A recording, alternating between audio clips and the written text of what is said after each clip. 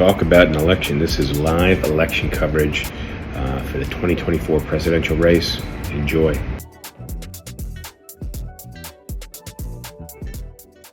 Watch and or listen while we tackle tough and sometimes taboo topics filmed live over drinks. This platform allows us to articulate our thoughts and challenge our beliefs.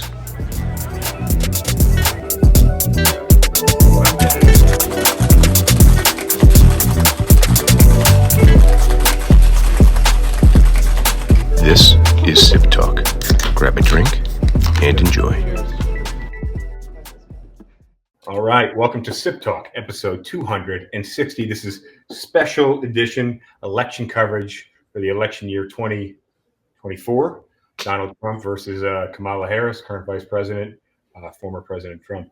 So, my name is Justin DiGiulio, joined by James, the Boswell, philosopher, philanderer, philanthropist, phlebotomist, philatelist, a man of a very high pH. James, how's it hanging down there in not so sunny South Carolina on election night? I'm not liking what I'm seeing. You're not liking what you're seeing. Well, I said months ago it's going to be a landslide victory for Trump because I don't see it any other way. Do you remember me saying half of America staunchly supports Trump and the other half, not all of them, support Kamala Harris? It's not half of America that staunchly supports Trump. Well, I would argue it's more than half.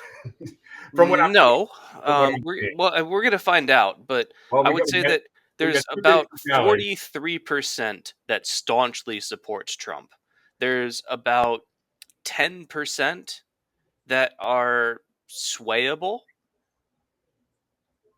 Well, and then I would say that, there's about 10% that are swayable, and then like another like 43% or so that staunchly support the Democrats. And then like the remainder of like 4% are people that probably support like the super fringe candidates like the Libertarian Party or the Green Party and stuff like that aren't going to vote for either major party candidate. Well, we've got a few things we're watching right now. We're going to watch the election results as they come in until we probably drink too much, or it is called one way or the other. But we're going to... More likely than not, it's going to be because we drank too much. Well, I lost my train of thought here. Okay, so a couple things to pay attention to: the electoral vote and the popular vote. Popular vote doesn't matter. The electoral vote is really what matters. And what we're going to be looking at specifically is a few swing states.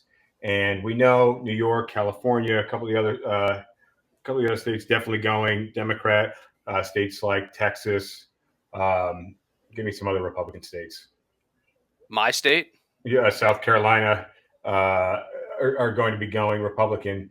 And, we're just going to watch them as they come in. I think we've had a higher mail-in vote and early vote this year than I think probably we've ever seen before.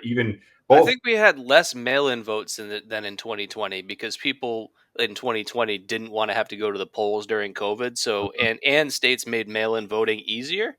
And I think a lot of states have made mail-in voting a little harder this year. So you're going to get less mail-in votes, but lots of states expanded early voting. So a lot of the early votes, I think you're going to see more early votes and far less mail-in votes this year.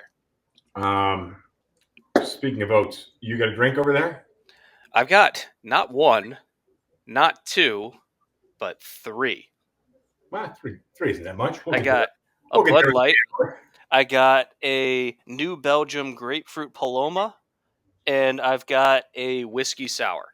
Okay, all right. Well, we'll see. We'll see what order you hit the next two, and you got the beer to start. Yeah, the Bud Light's to ease me into things. I am at Bar DiGiulio. I have a hookah here because I'm trying not to drink so much, and I've adopted some other vices, mainly nicotine. Don't do nicotine, kids. Hookah's bad for you. And I got some beers in the refrigerator. I got the full bar here. I got beer on tap. I got some fresh fruit. What you got on the taps? Good question. I have a Michelob Ultra because that's just kind of the always ever-flowing water around here. And I've got a seasonal, fall seasonal one, a little darker. I can't remember what it is. Last year I did a Sam Adams, whatever their Oktoberfest was, I think. But it was almost syrupy and kept clogging up the lines. And actually the tap handle would stick. It was really bad. this year it's not so bad. But I'm going to start with an Oktoberfest here, and you know what? All the pint glasses are in the freezer over here, so I will be I'll be having my Oktoberfest in a wine glass here. Why not?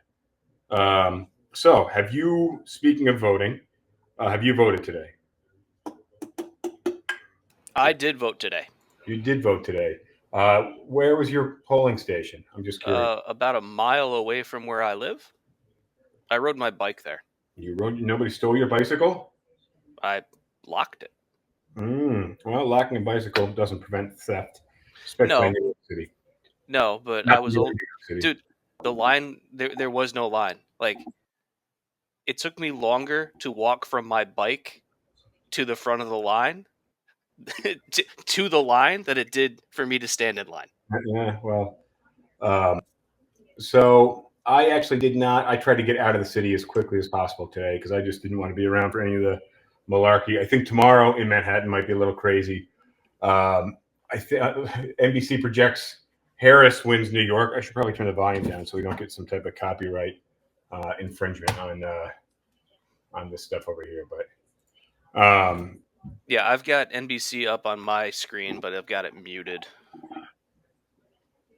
So either way, we're going to be here watching these results come in.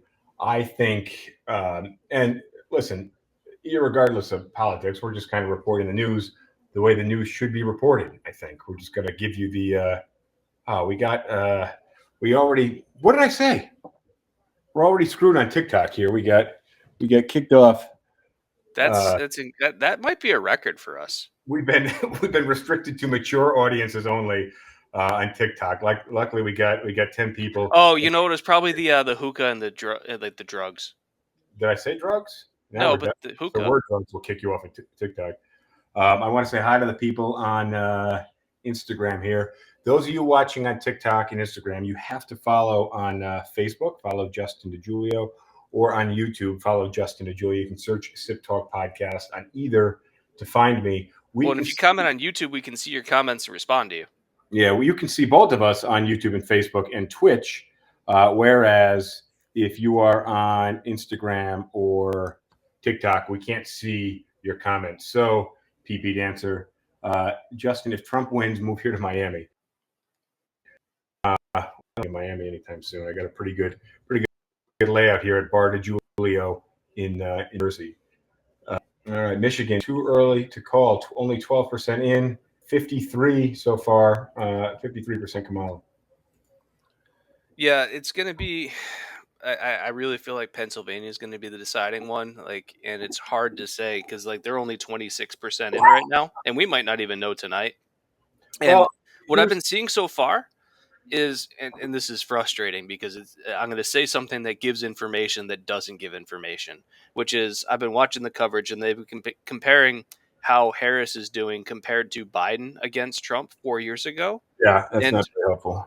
Well, no, it would be helpful if there was a consistent pattern. If Harris was consistently doing better or worse than Biden did in 2020, then you could start to make some. The electoral map is a little different now too. Right, but the thing is, what I'm seeing is that Harris is doing better than Biden in some places and worse in others, which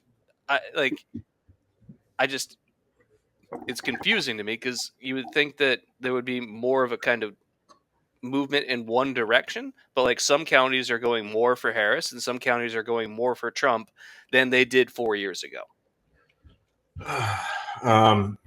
I think I don't know, man. I think it's going to be a wipeout year for the Democrats across the board. I really do. Let's see. Donald Trump projected winner, North Dakota. That's no surprise. I think we're watching the same stream here, right? Are you on NBC? I'm on NBC. Yeah. It's looking like this is a bit surprising to me. It's looking like the abortion ballot measure in Florida is going to fail. Yeah, it didn't get passed, which I thought that was a little surprising, especially in Florida. It needed to get over 60% instead of the normal 50%, and it's looking like it's going to come in at like 57 or 58. All right, I'm pouring some Michelob. Which is just bad news for the women in Florida, man. Well, I mean, I thought, well, that may be a sign, because I actually thought that abortion was going to be the only way that Kamala was going to win the election, was through abortion rights. Yeah, one of the things fine. one of the things that I was really hoping for as a driver in this election is that women would be pissed off. Yeah, but I am actually surprised by the number of women that I hear supporting Trump. And he was the Just kind of makes no setup sense to me. for. It may make no sense to you, but he speaks to a lot of people. End of And I story. don't know how. I think the Democrats have lost a lot of their base. I think the Democrats have ostracized a lot of the rational thinking people. How so? Well, I'll give you an example. What's happening in New York, which is a very liberal city. You had the 2019 law. I mean, I echo this all the time because it was just the silliest law, and I participated a lot in trying to lobby against it. The law that banned landlords from checking eviction history. So you can't tell if somebody's been evicted. Now there are major restraints on checking criminal history, so much so that most landlords don't check criminal history because they're afraid, and all the services we use to run checks omit criminal history because they don't want to be accused of influencing illegally somebody's decision. The fact that people can't pay extra security deposit or even prepay rent, which I think I could see not paying extra security because that kind of gets held up, but prepaying rent. So if you have a 600 credit score and you have savings, the landlord's just going to tell you no for the most part because you're a higher risk. Whereas if you prepaid the last 3 months worth of rent or something because you can afford it, that would be less risk for the landlord, and you'd establish good payment history. Right Real now, quick, Kevin makes an interesting point. He should make it through public comment so we can pull through. Or you can just let me say what he said. Okay. He says that abortion rights initiative in Florida might have actually hurt Harris because people can vote for pro-abortion rights and still feel safe for voting Trump. It's like that actually acts like a hedge. I don't understand because So imagine you're a woman in Florida. Yeah, there's separate items on the ballot. Your vote Right. for pro-choice is not tied to voting for Kamala. I don't think it should be. No, but what he's saying is that you might have someone that would have supported Trump but for the abortion issue. And they might have voted for Harris if the abortion issue wasn't on the ballot and wasn't able to be severable. Yeah, but one's a state policy, the other is president of the United States. So I mean, it doesn't make sense that you would ever wrap them together. And you have to remember that the Roe versus Wade being repealed put the abortion decision into the state's hands, and that's the states. And if you've elected some very right wing people that want to ban abortions, that's the state that you live in. And now is the time to overturn that. Unfortunately, Florida wasn't able to cross the line. Florida was not. Is it on the ballot anywhere else that you know of? Like 9 other states, in some form or another. Because I'm standing behind Bar DiGiulio here, could you pull up those lists as well? Let's see. The thing about watching live coverage on the news is you don't get that full map that you get when you're looking on the computer. So I wish, I'm home now. Arizona, Colorado, Florida, Maryland, Missouri, Montana, Nebraska again, because they have 2 separate ones. Nevada, New York, and South Dakota. Interesting. Yeah, some of those I'm going to be. I don't know. Maryland passed 74-26. Florida, it's looking like 57-43 is a failure. Missouri, it's at 60-39, but it's the results aren't all the way in yet. In Nebraska, it needs to be 60 across in every state, or that was just Florida? I don't know about every state. I just know that with Florida, it had to be 60%. despite the fact that I am dressed more professionally, wearing my red and blue tie today for election coverage, I know considerably less about probably politics and these state laws than you do. So, but by the end of a few drinks, I will be an absolute bona fide fucking expert That's how it works. in my own mind. What else? What else is going on? I mean, so we had some results come in around 7 o'clock, right? Some of the polls. I think did South Carolina close at 7 or they closed at 8? South Carolina closed at 7. 72% reporting. So did you? Georgia also closes at 7, I think Georgia was 8. But they had, I think it was Georgia who actually had some bomb threats come into several of their places to vote, and they tracked the threats back to Russian IP addresses. Yep. Which is interesting. And in my, what I find is that like that's really stuck out to me. They said, oh, they trace this back to Russia, and I guarantee that will be challenged in in the next couple of weeks, and people will deny ever having heard it came from Russia.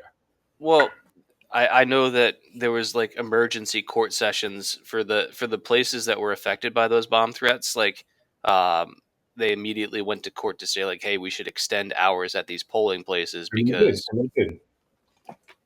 So that delayed the results a little bit. Let's see. Illinois is blue.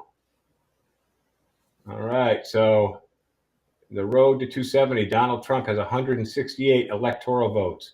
Kamala Harris, less than half with 81. Yeah, but so far most of the results are falling in line with what was expected. Yuri says, "Lol, no," but I don't know what he's talking about. I think probably about the Russian, the Russian origins of the bomb threats in Georgia. Well, I mean, that really stuck out to me, and I have a feeling that is entirely going to disappear, and then it will be denied because the same thing happened in the last couple of elections. Well, I'm not sure how important that is because if they extended the hours at those polling places, then it probably ameliorates any harm that was done.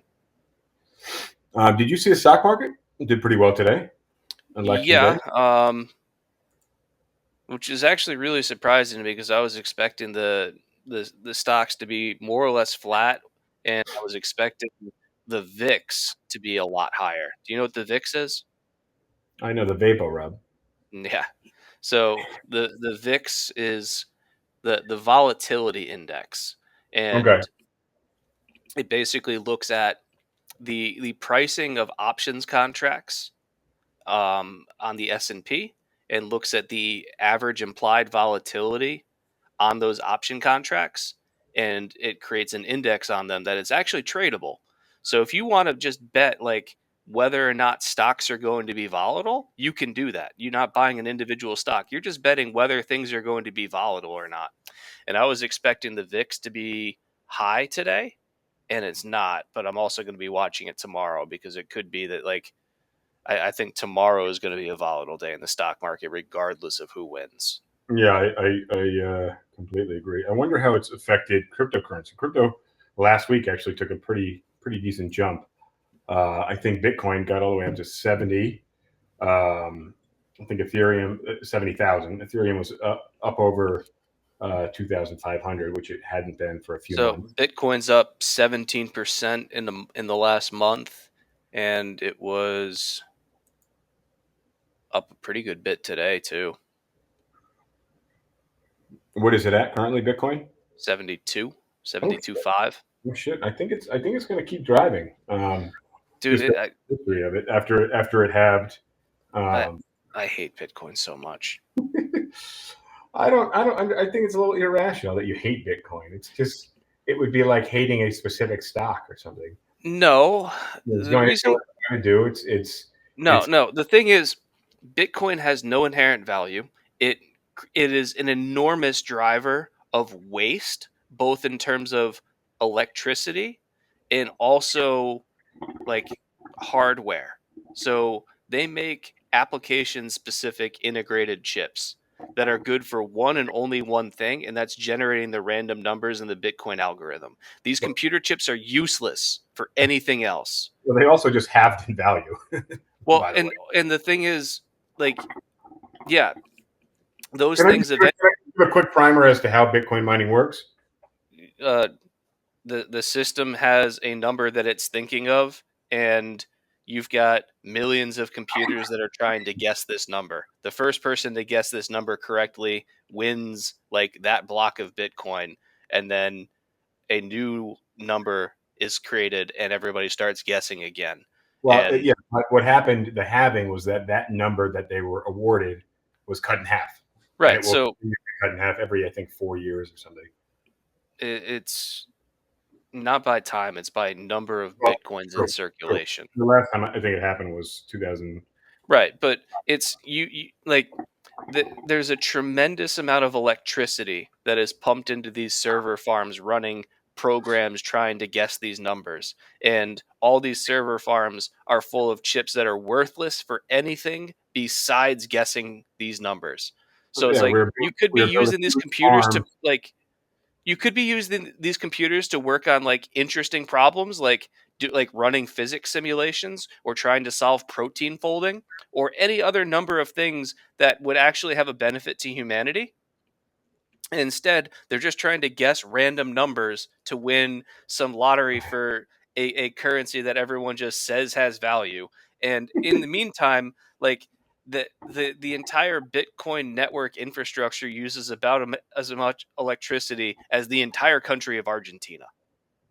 So, a couple of things. So that's a waste. You're just wasting fossil fuels and all this stuff on electricity. And again, so like one of the arguments is like, hey, that electricity wouldn't be used for anything else, so like the Bitcoin markets are like help stabilizing the the electrical grid. But the thing is, you could take that electricity and put it towards something useful. Here's an idea: like carbon recapture plants. You could like find ways of putting the electricity towards like carbon recapture where they suck carbon dioxide out of the air, and that's an energy intensive process. You know what, instead of adding carbon to the air through through having electrical plants pushing electricity into useless number generators, have those carbon emissions from the electrical plants, have that electricity go into machines that suck carbon out of the air. Carbon sequestration, why not do that? Right. So I want to propose the idea because you said that Bitcoin has no actual value, and I wanted to remind the viewer or listener that that cash effectively doesn't have a basis either. The difference is that we all agree kind of on what cash is worth, and we actually barter with it, whereas cryptocurrency isn't really used so much as a currency. It's not Not that I practical to know of. use for transactions even But today. it fluctuates. It fluctuates a little too much. Yeah. Yeah, the US dollar is a fiat currency as well, but there's at least an idea behind it, which is that it's backed by the government, whereas Bitcoin is pure ethereal nonsense. I do want to remind our viewer or listener that you should visit siptalkpodcast.com where you can buy us a drink, which we desperately enjoy so much.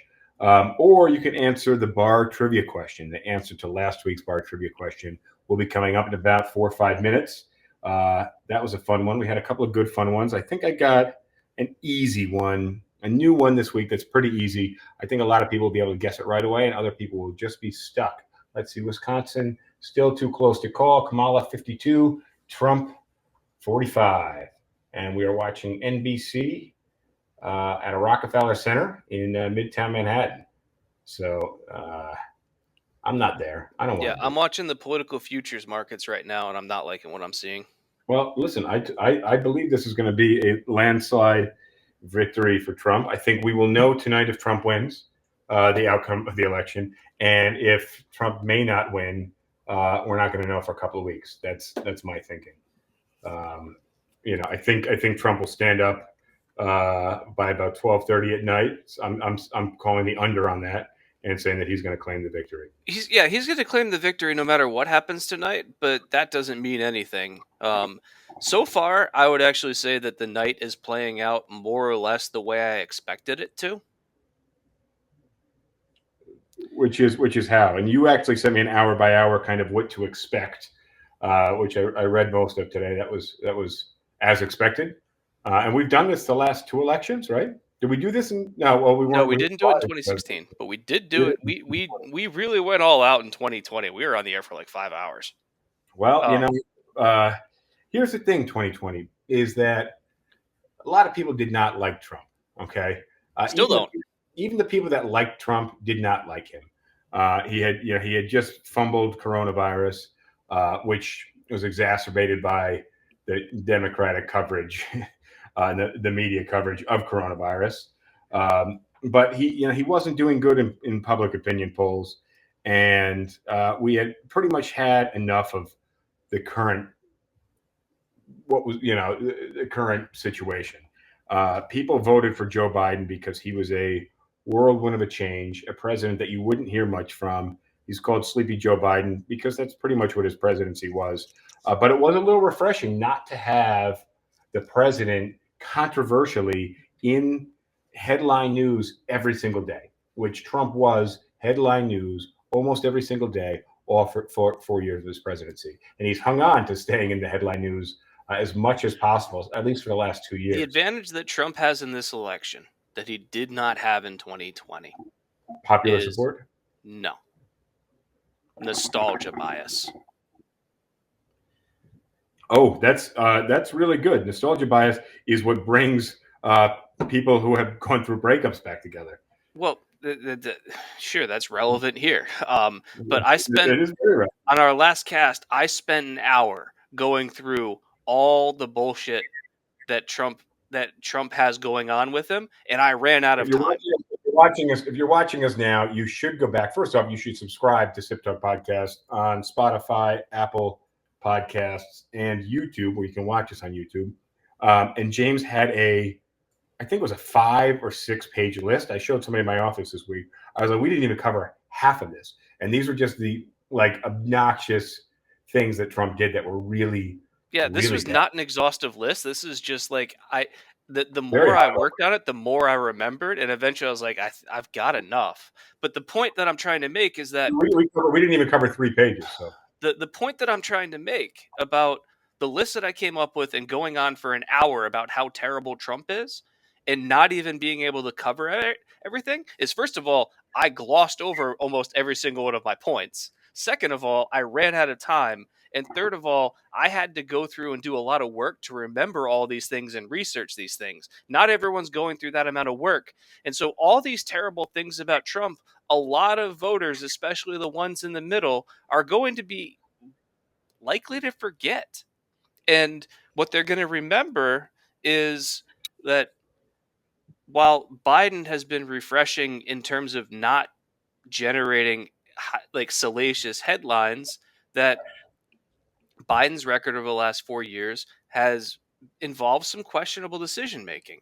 And especially in the last year, like with like the war in Gaza and other things, like Biden's had some unpopular policy positions. And it's only recently that inflation and the economy have started to get better in a way that people can feel.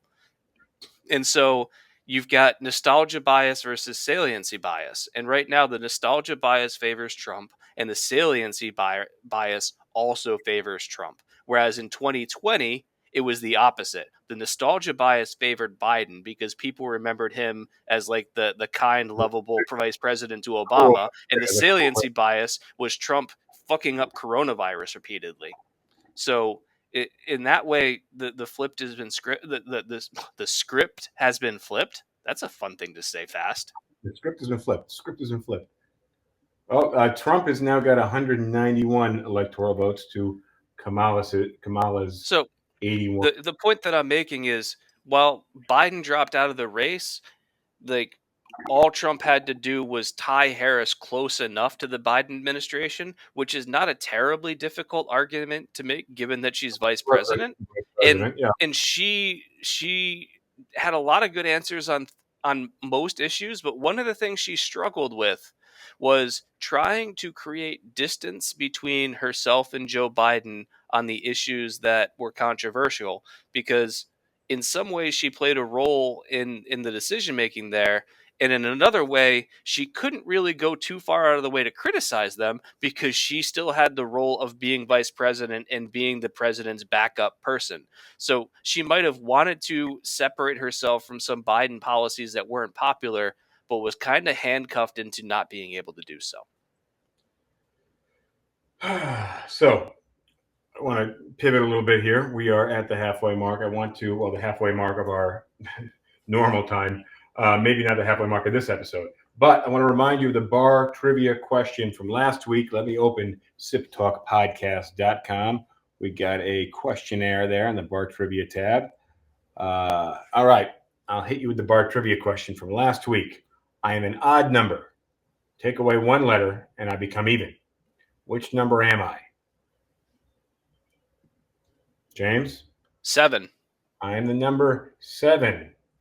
You take away one letter and I become the word even. I thought that was pretty good. I thought that was creative.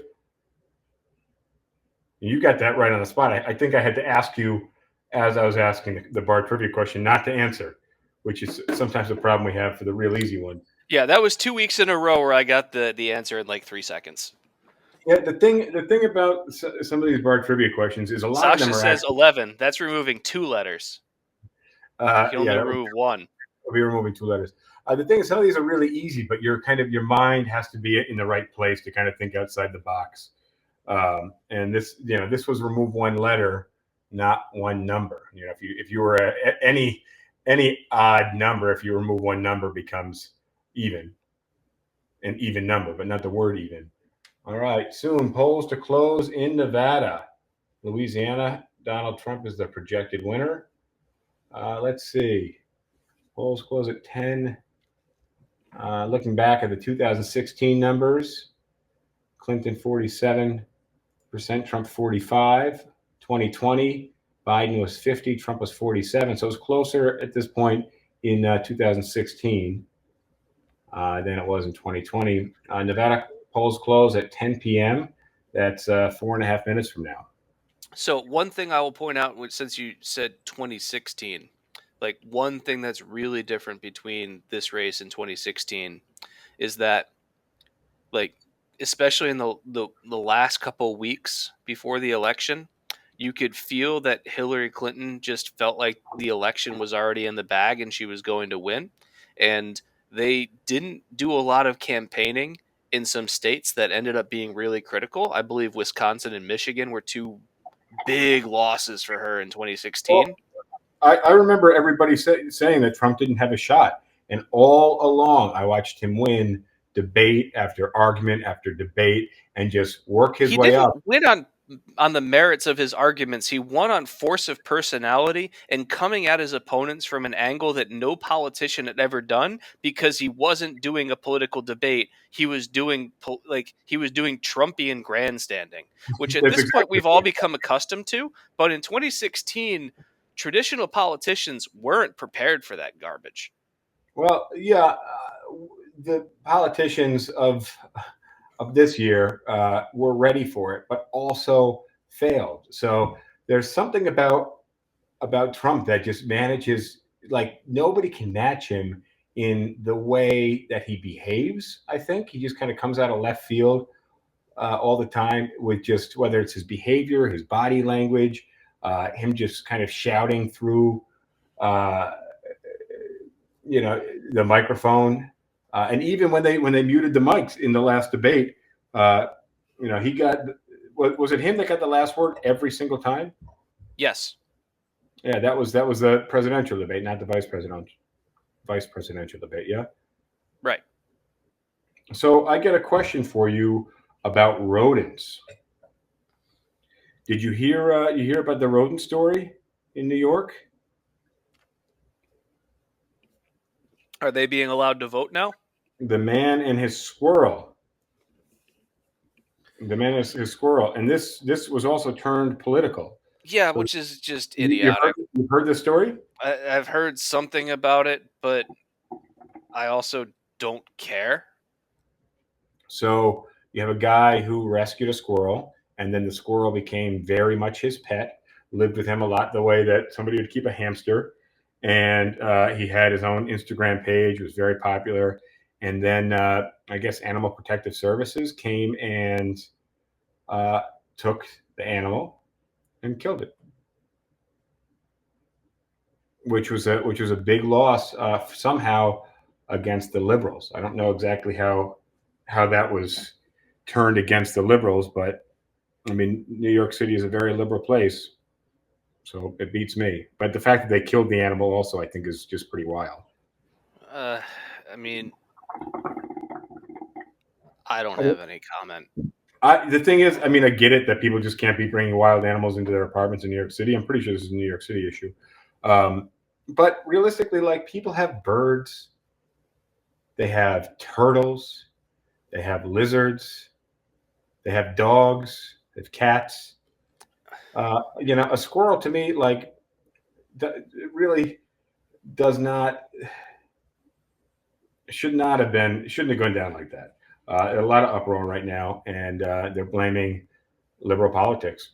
Yeah, which I don't see how liberal politics has anything to do with it. But I also, to me, it's just a non-story, man. It's a distraction because there are so many issues that are relevant in the 2016 election that like virtually every single thing in the 2024 election is more important than some guy's pet squirrel. And I feel bad for the guy because you lost a pet, but like that's not a national issue and it's not something that voters should be caring about.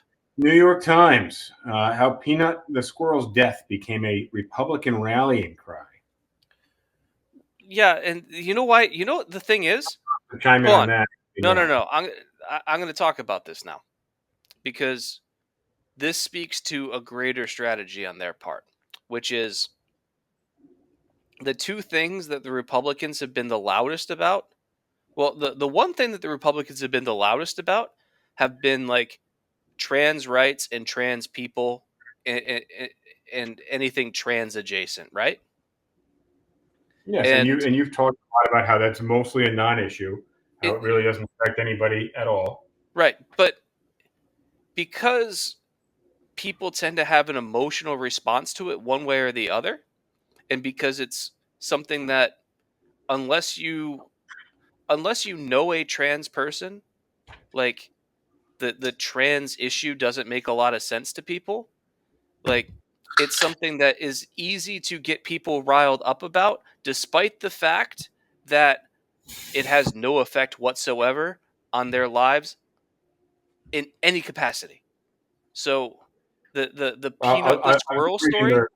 Hold on, no. Let me finish this thought because I really want to emphasize this, which is the Republicans know that their candidate is dog shit. He can't answer a simple policy question without rambling for 2 minutes about windmills and electrocuting sharks.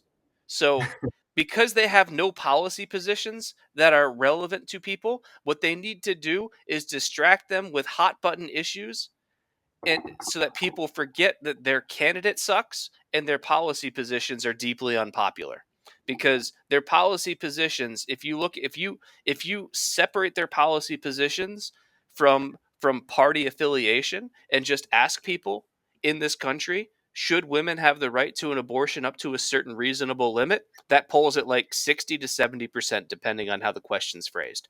If you Mhm. ask people, do you want to have tariffs put on goods that you buy, increasing the cost to you every year? They're going to say no to that. If you ask people, do you think that taxes should be lowered for the highest earning people in this country? They're going to say no to that. If you're going to ask them, do you think that Donald Trump's like should dismiss the prosecutors in his cases? Do you think that Donald Trump should go to trial? Most people are going to say Donald Trump should stand trial. If he's found not guilty at trial, that's another thing. But most people think that he should stand trial for these things. And so if you address the Republican candidate and the Republican policies this year, they are all firmly negative in polling responses. So the Well, Republicans know this, and so not, they talk about issues that don't matter in terms it's of not actual entirely effect on true. lives, but get emotional responses from people to distract from the fact that their Well, policies suck. you got a lot of Republican policies about immigrants, and that's a major hot button issue that the Democrats really don't have an answer for, except we're handling it better than Trump did. But that's clearly not the case when you actually look on the streets. Well, But no, you're wrong about that. I'm not wrong. Everybody I talk to is very concerned with illegal people. Listen, we have major issues in New York City, and you can see it just by walking down the street. There's no question. And what does that have to do with Democratic policies? Well, it has to do with immigration, which what does it have to do with Democratic policies? Well, the Democrats seem to be very open borders. They don't want to have a wall, which I've flipped on the wall. I think I don't know. It seems a little silly to be building a wall, but if that's the only way to keep people out, we shouldn't have. The wall would have no effect whatsoever on immigration. I don't necessarily think I can agree with that. If you have a wall, well, I'll tell you why that's wrong. A border wall that people can't get through when people are coming over. I understand what you're saying, and what I'm telling you is that the vast majority of people that come into this country come through legal ports of entry. Yeah, and then just don't go home. But right. Yeah. So building a wall doesn't change that. They're still going to come through the legal ports of entry. There's going to be doors in the wall. Those people walk through the doors. But let me just bring this home and I'll explain why this is, because I was curious how this became a political thing. This Peanut the Squirrel. Trump. No.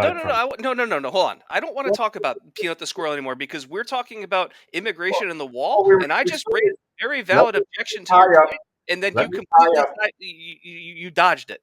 No, we can get back to this.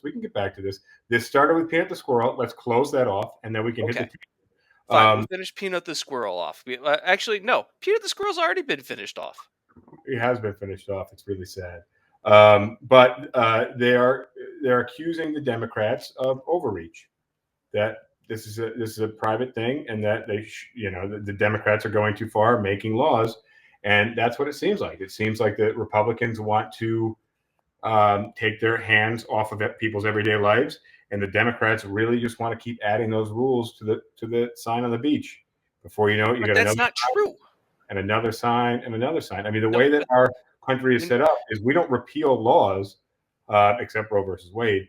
We just keep adding new laws. Okay, and but before you know it, we're going to live in a militant state. The Republicans message themselves as the party that wants to give people more freedom, but when you look at their actual policies, it's absolutely not the case. Well, maybe around marijuana. Reproductive rights. When it and I'm not talking about just abortion, but like access to birth control. Well, just to be clear, Donald Trump and the Supreme Court did not ban abortions, although that is what happened. But they put the abortion rules in the state's hands. That's a really pedantic distinction here. Well, because no. Like, stop with this. If it was federally protected, and then you remove that federal protection, knowing that a number of states have laws on their books that would take effect as soon as that federal protection goes away, then that is effectively banning abortion.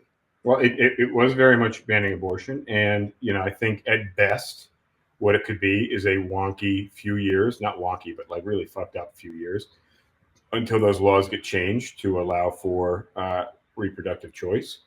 But that's laws. If you're standing underneath a bucket and it's got a little catch release where when you pull the lever, the bottom of the bucket drops out.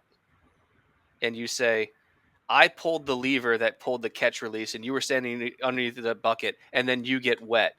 It wasn't my fault. It was the catch release's fault.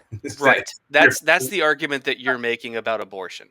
You know what's going to happen when you pull that lever? Is all of this water, which is the state laws that were in effect that couldn't be enforced because of the federal protections. As soon as you pull that lever, all that water of state laws drops down on the women who can no longer have those abortions in those states. I think we need a better amendment, federally, to protect abortions. And Roe versus Wade, we discussed this in our Roe versus Wade episode 100 episodes ago, that Roe versus Wade protected people's rights to privacy. No, Roe versus Wade didn't. Roe versus Wade ruled that the right to privacy covered the right to abortion. But I mean, the way that the argument to that would be, well, if privacy is protected, chopping somebody up in your basement is considered private, and then the No. pro-life argument to that is, well, that's what abortion is. Yeah, but that's where the argument fails, because what Roe versus Wade did was establish a continuum of rights. I got it. Sorry, I'm getting really close to the camera here. I got to plug in. Get some I'm power. only going to talk about this for a minute because I want to get back to the immigration thing and as to why you're so wrong about it. But what Roe versus Wade did in the Supreme Court decision in 1973 was establish a continuum of rights where, as the pregnancy progressed, the fetus, or the embryo, then fetus, etc., went from having zero rights whatsoever, and then as the pregnancy progresses, the unborn baby would get progressively more rights up until the point where the fetus, unborn baby, would be considered to be effectively another person. But that didn't happen until the third trimester. So basically in the first trimester, it's not a person at all. In the second trimester, there would have to be This was in the 70s. stronger reasons for an abortion, and in the third trimester, there would have to be ridiculously strong reasons for it. And so that reflects reality of when a woman first gets pregnant. It's just a bundle of cells smaller than this, and as the pregnancy progresses, it gets bigger, and at some point that fetus is actually developed enough that it can survive outside the mother. And once that point is reached, then you can start having arguments about whether or not it's a person. And that's what the Supreme Court recognized, and it's something that intuitively and fundamentally makes sense. But I think we still needed a better law, and now it's in the state's hands. And No, we didn't. We didn't need a better law. Roe versus Wade was a perfectly feasible law when it was put into practice. Once a fetus was considered to be viable, which depending on the medical definition is somewhere between 18 and 24 weeks, then abortions were severely restricted or prohibited entirely. Repeating the same thing you just said. You may believe this, okay? But what I'm telling you is that many other people don't, and the Supreme Court didn't. The Supreme Court was wrong, and many other people were wrong, because some people believe that as soon as the egg is fertilized and it's effectively two cells, they believe that that's a person. And that's just not a tenable argument. And those are crazy people. I think just because there's a vein going through an embryo with a pulse does not make it a person. Just because there's electricity traveling through one neuron in the head portion of the fetus does not make it a person. I agree. So that's what the policy of Roe v. Wade was basically what you're saying. Yes. It was good policy. But here's the issue, is that not everybody agrees with that. So that doesn't matter. Come up with a better law. You got to you didn't need a better law. Roe versus Wade was fine. And if people didn't like it, that's until 2 years ago. Look, I don't care if people like whether a law is whether people like a law. I care about whether a law achieves good policy objectives for the country. But here's what happened. You're fighting a battle that's already been lost right now. So you have to move forward. If Donald Trump wins tonight, which it looks like he's going to, half of America is going to have to come to terms with that. And it looks like, he's got 201 electoral votes to Kamala's 91. That's not looking good for Kamala. So again, we're still early, but the issue is that it's a very big country here, and to have one president for all 50 states, it means that a lot of people are not going to agree with this guy. Right, and you know what? I've said this before, and I will say it again right now. Like, the way I will come to terms with it is by leaving. Well, I was going to say, I think you need to start your next drink. I'm on mine, and then maybe we start searching for some properties. I don't think we're at a point just yet. We're not there yet, but I'm looking at the political futures, and it's got Trump at 86 and Harris at 14. So the political futures are heavily favoring Trump right now. We have another Republican No, the electoral college count in real time doesn't matter because they've got a whole bunch of states that are uncalled, and a lot of the states that, like you say, I see Trump at 198 and Harris at 109, right? Um, so you can say, well, Trump's beating her 2-1, but like those numbers are misleading. It's you've got a bunch of states that are yet to be called that will swing the race heavily in favor of one candidate or another, and we just don't know. So can Harris still win? Yes. Does it look favorable for her right now? No. But there's going to be a lot of things that need to happen in the next 3 to 168 hours.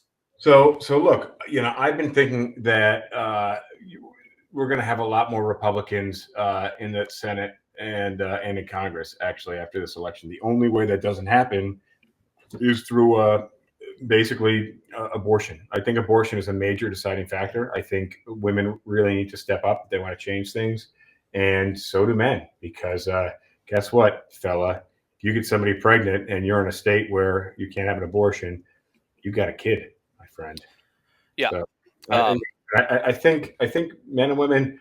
I have not heard a lot about abortion being talked about in the press over the last month, which is a little wild because you think it would be a little. I've heard it, but not as a prevalent talking point. So, And there's been a fair bit out there. Just last week, there was a woman in Texas that was like 19 years old that died from complications from a miscarriage because she went to an ER like 3 times and doctors wouldn't treat her because the baby was still technically alive, but she died of septic shock. And this is a case where, like, instead of performing a medically necessary abortion, save them to save the mother, they let both the mother and the baby die.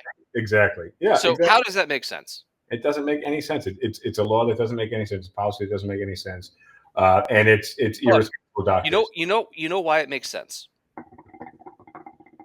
is if you are looking to control women and punish women for having sex, the law makes perfect sense.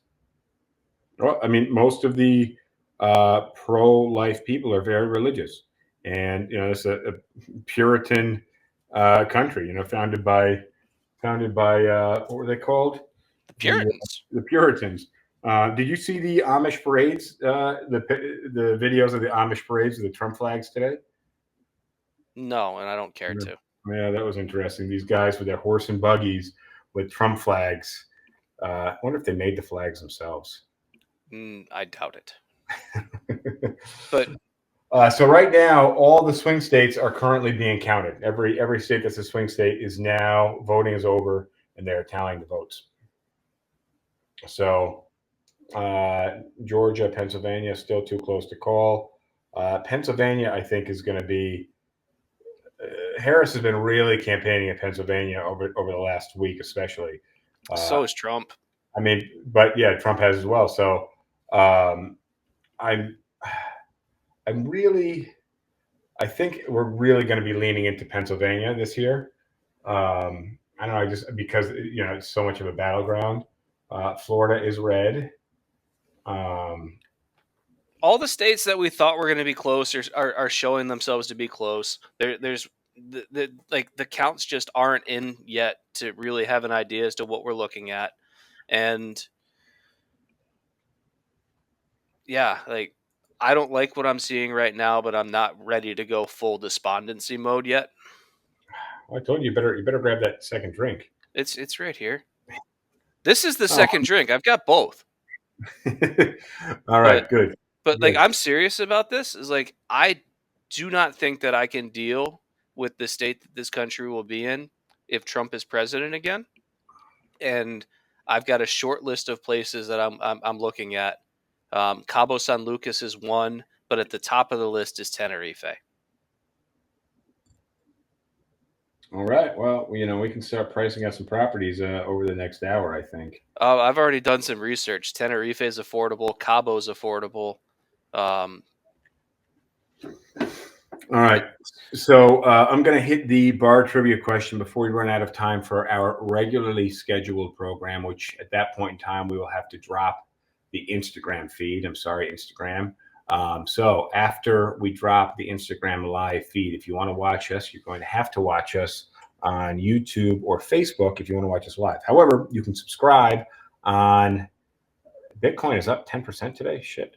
You can subscribe on YouTube or you can listen to us on Spotify podcasts or Apple podcasts. So, bar trivia question for this week. James, you're listening? I think you're going to get this. I think you're going to get this one pretty quick.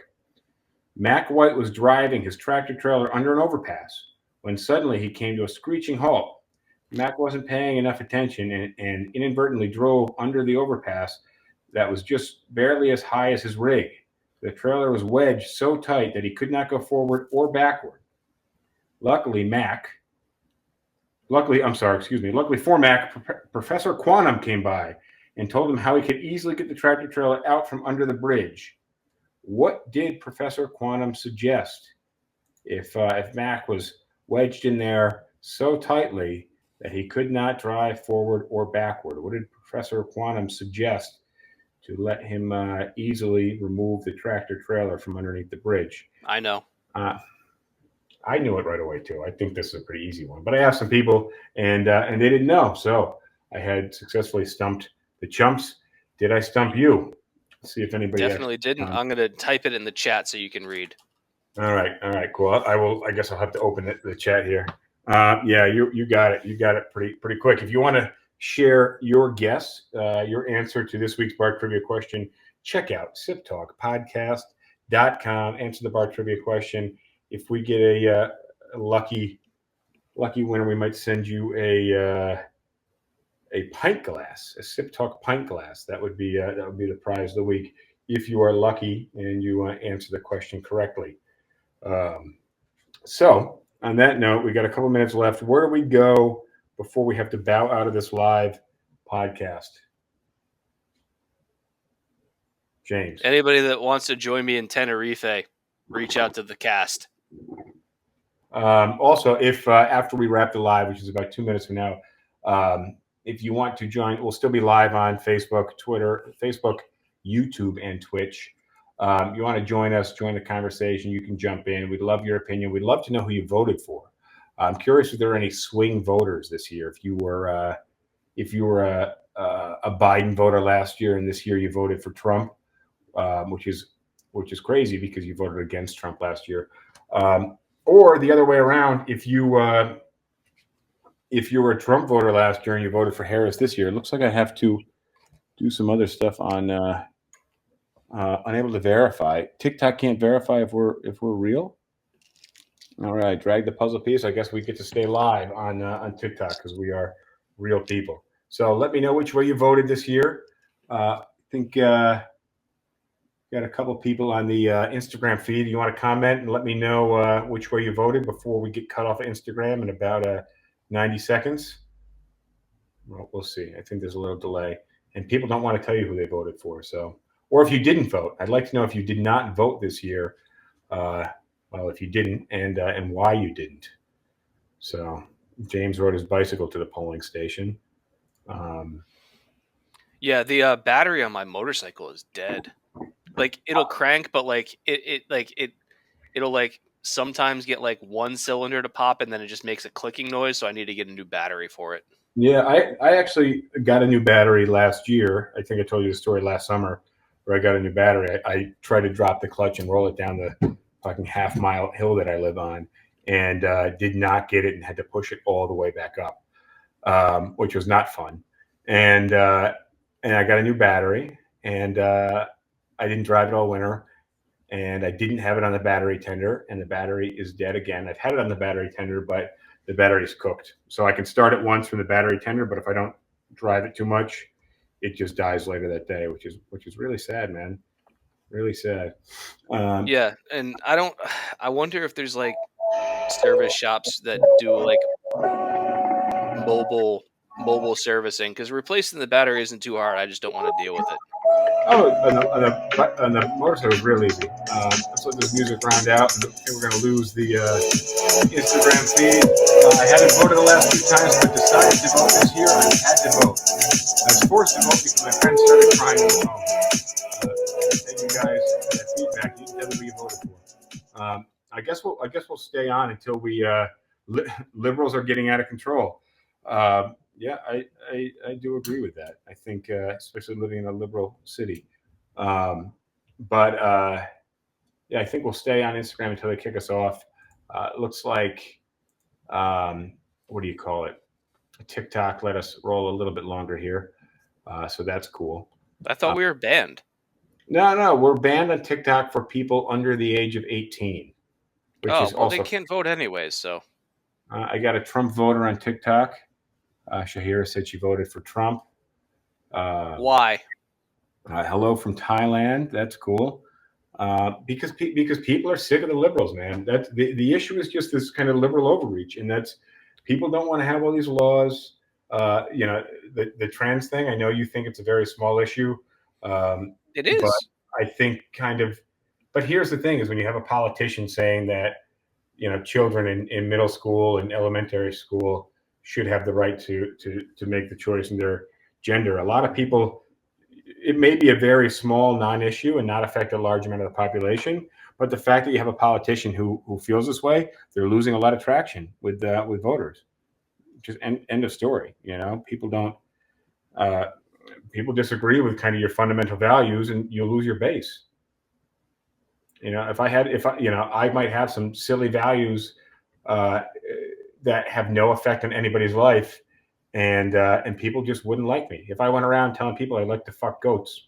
That's a that's a weird fucking thing to do, and people are not going to want to be my friend just because not that that has any effect on their lives, unless they happen to be a goat owner and live nearby. But it's a weird fucking thing. So when you think a 13-year-old should be able to start testosterone therapy or hormone therapy, um, and have their genitalia removed or changed or But however that first works. of all, you're mischaracterizing what happens, because almost I don't know of any doctors that are willing to perform any kind of surgery on someone that young.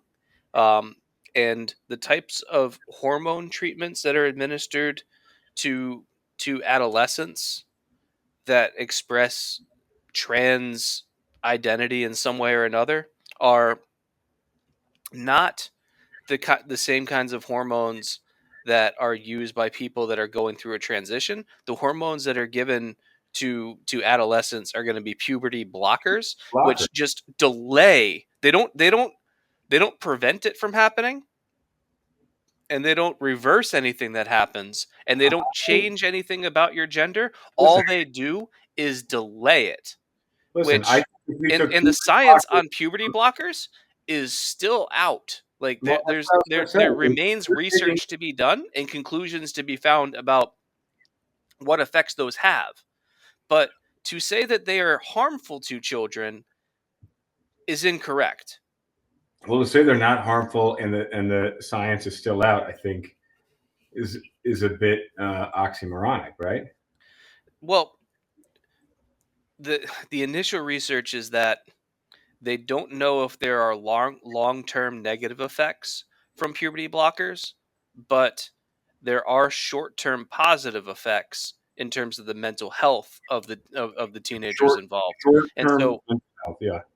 and so I look at it as, if you have a teenager presenting to a doctor saying, I want this kind of a treatment, first of all, no doctor will say, okay, cool, we'll start you tomorrow.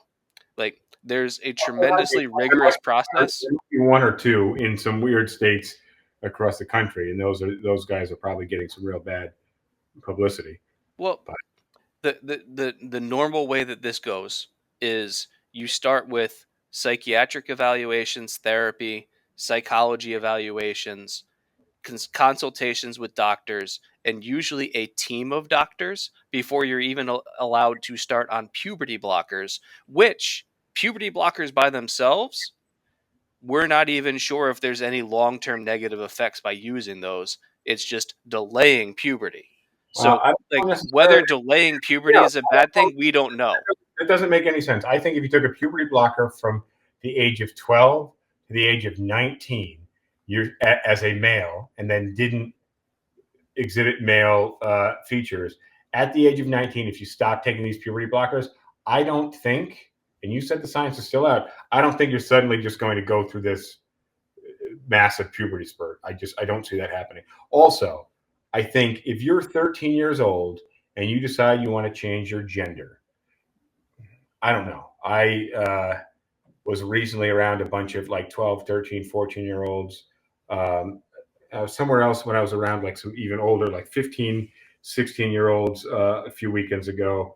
These are the most like awkward people that like literally, they're all awkward. Not awkward to me. They're awkward to themselves. They don't even know like how to Right. behave. So that's Working out that's social why you skills. have a And number of who firewalls and they are. stopgaps Yeah, to sort out the awkwardness but hear and to me be out. able, because So hear me out. Let me finish here. I think if you're 13 years old and you start going down this route to change your sex, and then fast forward 6 years, and now you're 19. Now, in the short term, maybe you had some, mentally you were like somehow better off. You weren't maybe as suicidal or something. Which, by the way, every 13-year-old, not necessarily suicidal, but probably pretty susceptible to the idea. Just I don't know why, because the minds are very soft and weak. Um, but you take that person now at 19 years old who's like, fuck, I think I fucked up. I don't know what I want. The last 6 years of my life were kind of didn't make any sense. Well, guess what? Anyone from the age of 13 to 19, none of their lives make any sense. Your body is so packed full of hormones, or you're taking hormone blockers. But for the most part, you are at this point where you're like kind of feeling like an adult. Like you can talk to adults, they understand you, they recognize you as a real person, but like you don't have any okay. rights. You can't really do anything. You don't have Have any you money. talked to any trans people about this? Hear me out. And No, have you're you talked to any trans people about I this? have not talked to any trans 13, 14, or 15 No, year no, old. no, no. I'm talking about trans people that are adults. Yes, I'm not talking about trans people who No, are no, adults. no. But hold on. I'm talking about the people that who are endorsing people who are 13, 14 years old making these big moves. And I'm telling you that the reason that these politicians who support that are losing ground is because everyone else looks at them like goat fuckers. Right. And for And what those I'm telling you is that those people are misinformed because, and I can tell you from but personal you, conversations with someone whom I know is trans that they have said they knew at age 9, 10, or 11 that they did not feel like they were a boy. They felt like they were a girl, and they feel like if they had been allowed to at least go on puberty blockers when they were in their adolescent years, it would have given them time to sort through the feelings that they were having, and that the hardships that they have faced in their life are a result of having to go through puberty as the wrong gender. And if you talk to adult transgender people about this, you will find that that sentiment of, if I had been able to go on puberty blockers when I was 12, 13, 14 years old, whatever, my life would be better today. And but the here's what question of whether puberty blockers cause the question is, if you put somebody on puberty blockers and then later on they realize, you know what, I actually am okay as my assigned gender, is there harm that will later come up in their life by the delayed onset of puberty? The science on that is still out, which means we don't know if it is harmful or if it is non-harmful. It's I'm not. sure I'm sure there are cases that go both ways. But I think if you take anybody and ask them what their state of mind was, and if you could just halt puberty for them at the age of 13, 14, 16 years old, 12 years old, if you could have just halted that everything would have been better. Yeah, I think you take somebody who's hasn't gone through puberty and you take somebody who's who's going through puberty, the person who's going through puberty would say, yeah, this sucks. I was No, no, no, no. very Because happy. there's a You know, difference I between. like I knew my place in life. I knew my place in the world, at 9, 10 years old. Now that I'm going through puberty, I feel like I don't belong. I feel like I don't No, fit in. And that's you're wrong about this, and here's oh, why. Is there's a difference between the normal changes that happen when you're going through puberty, both in the physical but also in the mental and the emotional, and what trans people are going through. And that's why you have the stopgaps and firewalls of the psychiatrist, the psychologist, the doctor, the team of doctors to suss out the people that just say, like, oh, puberty sucks, I don't want to have to deal with this, should put me on blockers. They're going to be able to get those people out of the program and say, you do not qualify because what you're going through is normal, versus the people that are experiencing a genuine gender dysphoria disorder where puberty blockers would be genuinely helpful for them. So, I think no, that's a you can't fine just say line. that if we make puberty blockers available, there's going to be a whole bunch of false cases where people choose to go on them because puberty sucks. That's just a bullshit argument. It's not going to happen. But what I'm telling you is the perception of these people who are supporting these things, and the perception is very much we disagree with you, and you are losing ground, and that's what's Okay, happening in the country. let me tell you a different story. I've got to make a new drink here. Hold on one second. Let me just rinse this glass. Sorry. Because, well, you can just hear me on this. I'm listening to you. I'm right here. All right, I'm listening so to you. like you might be correct about perception in the modern day, right? I'm listening. However, there are many things that are popularly held beliefs in a given time that are subsequently proved to be misguided, if not downright harmful. Well, Now, I was reading an article earlier when I was uh, undergoing leech therapy, and it mentioned something about that. okay, so there's a litany of historical examples of popular beliefs being just outright bad. Now, what I'm saying is the whole trans issue right now is very much like the gay rights and gay marriage issue in the early 2000s, where at the time, if you were in favor of gay rights and gay marriage, you were very much on the political outside. And it took a lot of work to get people to realize that, like, gay marriage isn't an issue at all. Like, just let the gays get married. Who cares? And when it comes to giving trans people equal rights or making certain medical treatments available for qualifying adolescents, like, that's very much on the outside right now. But I'm going to tell you a story about a year and a half ago, a pool match that I played, where it was a playoff match and our team won, and a player on the other team was very drunk and pretty upset that his team lost. He came up to me at the bar, and I was closing out my tab and I didn't really want to talk to this guy. And he said something to me, and my only response to him was like, okay, whatever. And I walked away. And he really tried to instigate a bar fight with me, throwing all sorts of vicious insults my way. And I'm just not about bar fights or conflict. So I just put on my motorcycle helmet and walked out the door. I sent an email to the league about this, and they didn't do anything about it. This past weekend, I was in a tournament, and that same guy was playing in the same tournament, but in a different bracket. So, like, our teams were never going to meet, but Mhm. like they were in the same building as we were, right? Yeah, And he was very drunk, and his team lost. And I think his inebriation might have had something to do with that. it absolutely did, but his team lost, and he and his father proceeded to instigate a fight with the other team, which resulted in him and his father being banned from that pool hall and from the league. And I witnessed all of this, but I had no involvement whatsoever because we weren't playing those guys. Like, I just saw it from, like, across the room, right? Yeah. And so this was a city tournament, so there were league organizers there. The people that run the league, they also witnessed all of this. And so afterwards, I went up and talked to the league organizer. I was like, I know that guy. I sent you guys an email about him a year and a half ago. And one of the people running the league is like, I remember that. And I Did you tell get a this whole. reply? Did you get a reply at all to the email, or just no I answer? think I did. It was a year and a half ago. I think they called me on the phone to follow up and ask me a couple more questions, but they ended up deciding to take like very limited action from my email.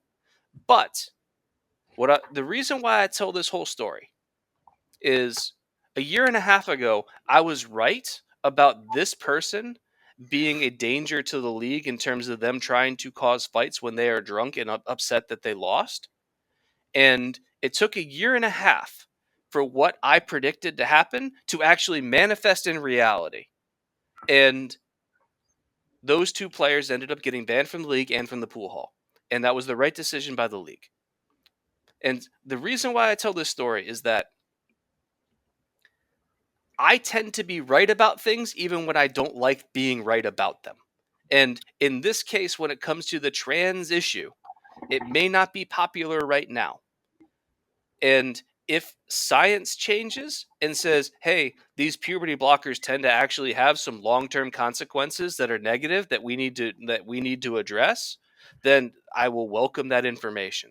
But based on the information that I have available, having done extensive research on this, is that preventing people that have been adequately screened for making sure that there's no other comorbidly mental illnesses present, and it's not just a comorbid this puberty sucks whole thing, like allowing adolescents to go through certain limited procedures to mitigate the effects of puberty in the case that they truly have gender dysphoria is the right call to make. And if the science changes, I will change. But I understand that that's not popular right now. But it's the right thing to do. And I look at it as in 10 or 15 years, we will be looking at this issue in very much the same way that we look at gay marriage today, where we're like, can't believe that was such a big deal back in 2004. Of like, why did we care? It's fine. I don't know. I feel like it might be a little different of an issue because we're talking about children. We're not talking about somebody who's 30 years old who knows No, they're no, no, gay. no. It's not about whether we're talking about children or adults. It's Well, that we there's are a talking. public perception based on misinformation and lack of understanding of the science behind what is going on. And once people understand more about what is at play, public perception will change. But this is too new of an issue for people to have been informed properly on it.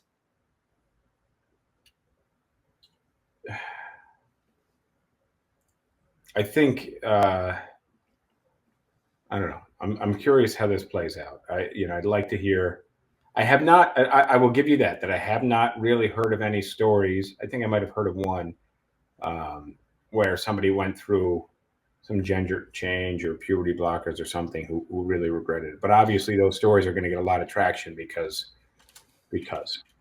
Hold on. Let me pull up the statistics on this one because it's And, relevant. then let's get back to the election because that's what we're here for. That's why I got my election tie on. We are here to talk about politics, Okay. not gender. All right. So here we go. Evidence suggests that less than 1% of transgender people who undergo gender affirming surgery later report regret. So, if you have a 99% success rate in anything medical, that's pretty damn good. That's about the effectiveness rate of condoms. Yeah. Um, the proportion, blah, blah, sorry. That proportion is even more striking when compared to the fact that 14.4% of the broader population reports regret after similar surgeries, which I wonder what similar surgeries would be. I guess that might be like, all right. So, for example, studies have found that between 5 and 14% of all women who receive mastectomies to reduce the risk of developing breast cancer say they regretted doing so. So, like a mastectomy to avoid potential breast cancer is a completely medically recognized and legitimate surgery, right? Sure, they're not changing their gender. They're trying to protect against cancer. Right. So when it comes to people regretting transgender surgeries, they are anywhere between 5 and 14 times less likely to regret it than someone who goes through a medically recognized surgery to reduce the risk of breast cancer. So again, I think that this is an issue of misinformation, some of it deliberate, some of it not. Those aren't necessarily parallels either. No, they are. Women may have their breasts removed not because they want to, but because they feel they need to. Talk to trans people. They will say that they feel they need the surgery that they get. But they also want to. They want to. That's the No. You need to talk with trans people about this. You're goading me here. I'm passing up an easy layup of a joke out of respect. I want to look up a election map real quick and see where we stand on the election. It's not great. We got still too close to call. 2,425,000 for Trump. 2,271,000 for Kamala, and that's. So here's what I'm seeing in the futures markets. I'm seeing the election winner. I'm currently seeing it Trump at 92%, and unbelievably, I'm seeing the futures markets favoring a Trump popular vote win at 74%. Not saying that he's winning 74% of the popular vote, but 74% saying that he is winning the popular vote. Correct. So Kamala's up to 112 electoral votes. Trump's at 210. 210 on the way to 270. We have. But there's a bunch of states that are still floating right now, and again, it's like the states that are too close to call. It's really hard to say where they're going to go, because like you've got Minnesota, Wisconsin, Michigan, Pennsylvania, North Carolina, Georgia, Arizona, and Nevada. Yep. What do you think about Virginia? Virginia is probably just going to go for her. Well, yeah, right now Virginia is blue. I don't know, but Virginia can get a little rural, I think. Especially the further, I don't know, west you go. Yeah, but you've got a huge portion of the population of Virginia is in the D.C. metro area and Richmond and like Newport News, and those all lean heavily Democrat. Yeah, that's what I'm saying. I'm thinking, but it's still a decent sized state. So I wonder if Trump wins, if we are going to see the left allege massive voter fraud. I don't think so. I don't think so either. But that would be taking one out of the Trump playbook. I don't think that the left is like. There's going to be lawsuits no matter who wins, and both sides are entitled to challenge results to the fullest extent of the law. But I don't think that the left is going to file the level of frivolous lawsuits that you saw in 2020. I think that if the left loses in court, that's the end of it. I think so too, and I'm curious how January 6th will go, and if that plays out. If the current results hold, the left is going to be really sour about things, as I will be. But you're not going to see violence and an insurrection take place on January 6th this year. No, next year. Next year, but this election year. I don't think you would either. It's just not really a liberal thing to do. So. No. And also, there's a big difference, which is Harris fundamentally believes in the rule of law, and I'm going to just say Trump does not. Well, yeah, which is what should not fucking make him president, man. It's so wild. It's so wild. Man, what an interesting character to be president. No, seriously, like this is like And if this results holds, like I'm probably booking a flight to Tenerife like tomorrow afternoon.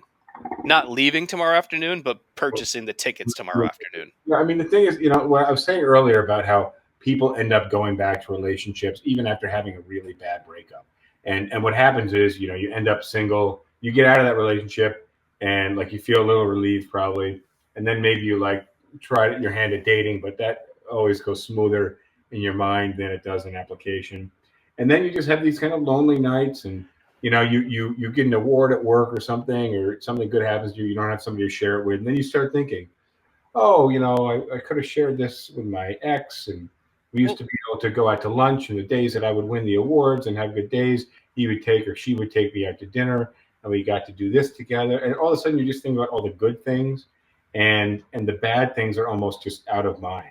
well, think about it like this, and like it's predominantly women, but not exclusively women, but women that are in abusive relationships that stay in them, like physically abusive I'm relationships. not seeing the parallel here with the presidency that you lost me. I mean, how can you not? Well, we're not saying we're entering back into the relationship. Is my point. That's what you're saying is like we're entering back into a relationship with Donald Trump as president.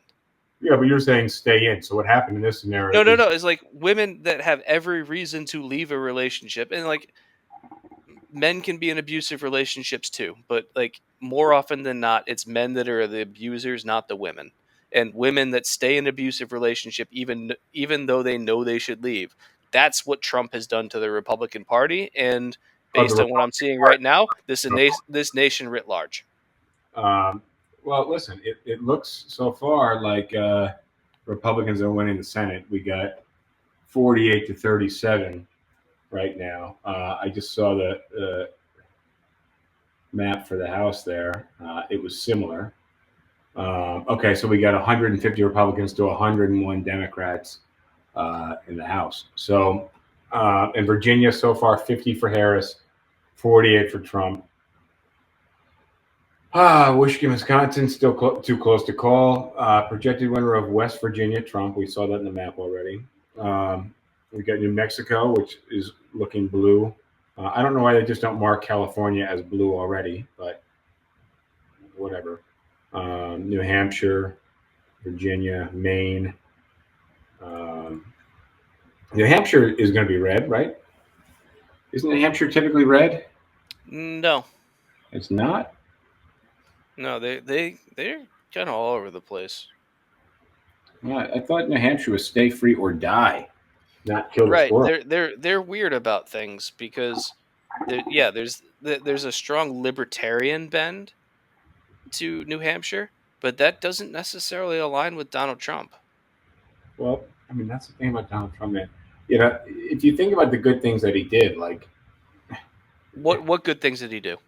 so I was going to say, I don't even know how good they were, but a lot of people, the everyman got those checks during coronavirus, even though we did shut down the entire world, uh, which was wild. I think coronavirus was very poorly handled. But I would say that shutting everything down was not what Trump wanted to do. It was not what Trump wanted to do. But he did it because everybody pushed him to do it, and then they gave him such a hard time for the state of the world after that, the state of the country. And he did say some dumb shit. He did say some dumb shit, but What good things did Trump do? I can name two of them. um, well, I'm talking about. I'm thinking from the perception of the voter. So I'm thinking of the checks that people got, and his stance on a lot of world issues, which were not the greatest stance, but on paper they sound pretty good. Um, let's see. What's the other thing? What are the two things you're thinking of? The first thing that I can think of is that he made a bunch of public comments about China's manipulation of the world economy Mhm. and China's negative influence on a multitude of trade matters, which I actually think was correct. Like China's a bad actor in a lot of ways, Mhm. like not just limited to trade, but even if we talk about it just in terms of trade, like China has a really negative influence on the global markets. So, like Trump being willing to call out China for its shittier behaviors, I will give him credit for that. And he signed into law a bipartisan criminal justice reform bill that was pretty good.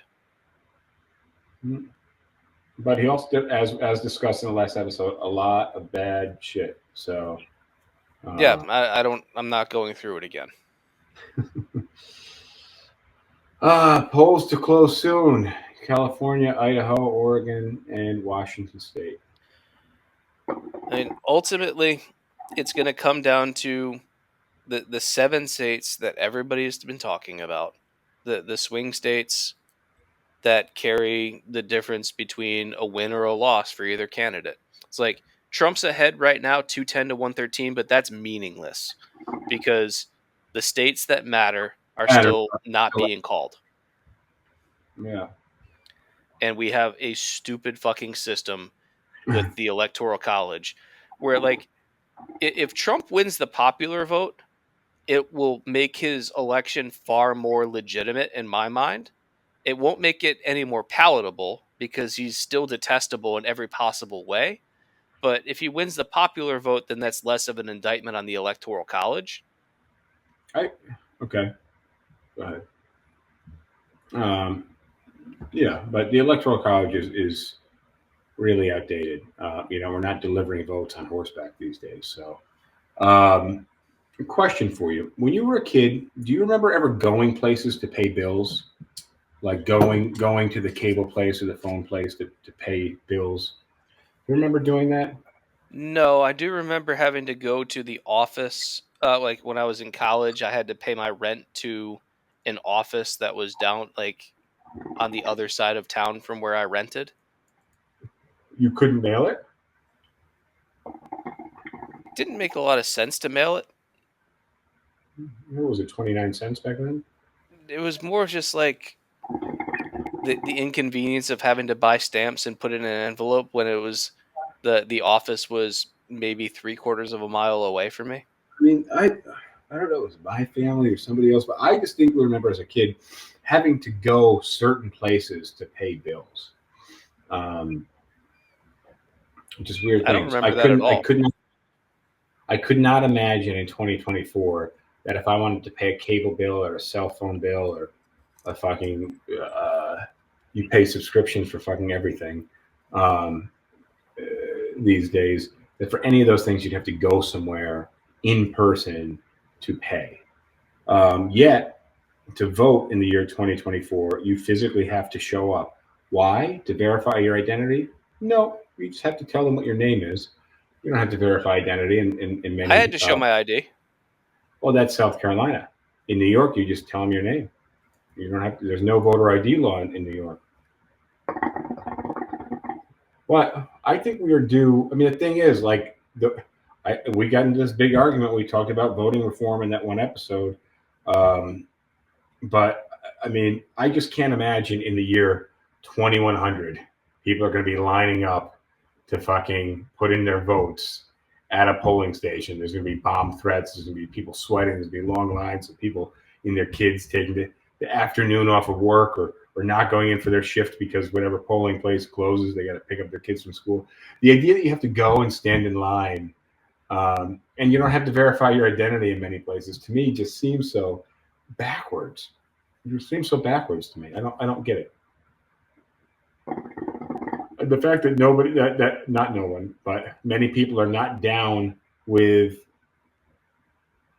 uh, with updating that or even requiring ID, I think is pretty wild.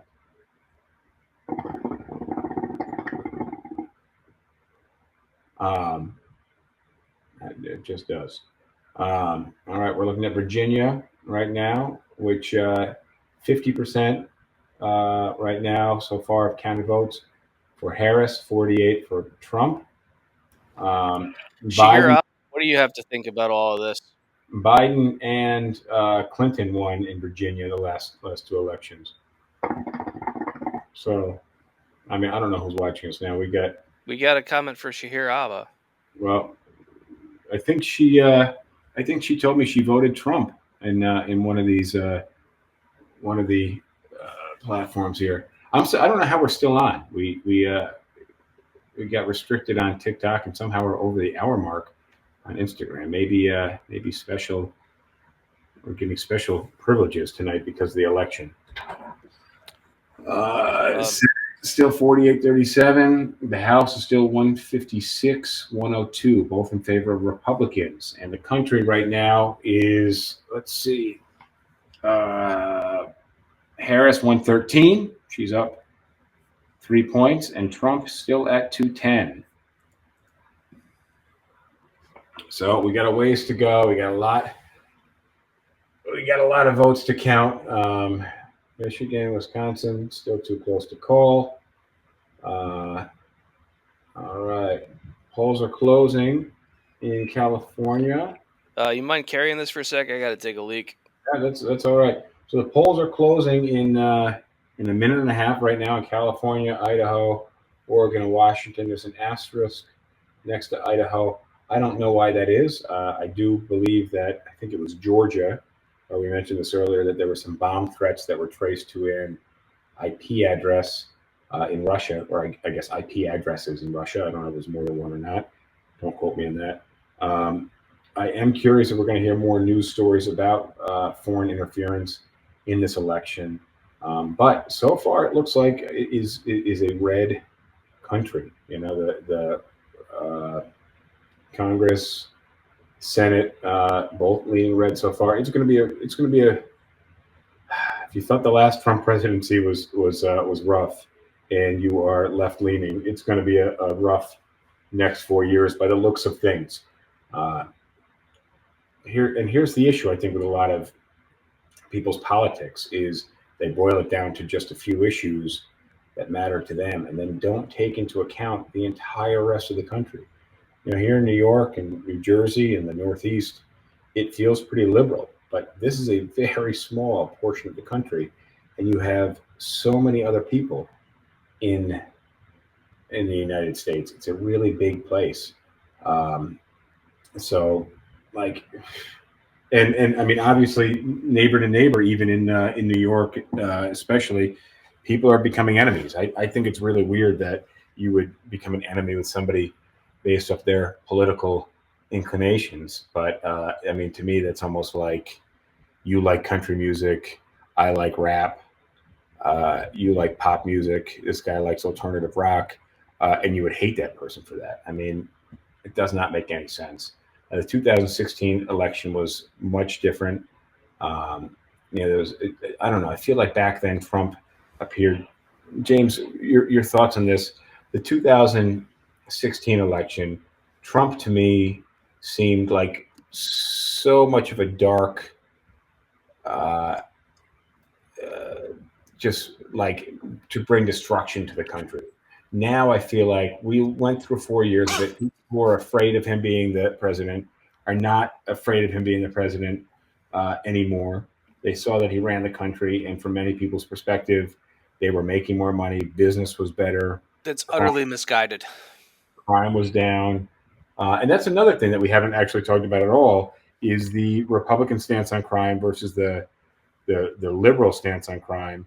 You know, and I guess you could say the far right stance. Can I address one point at a time?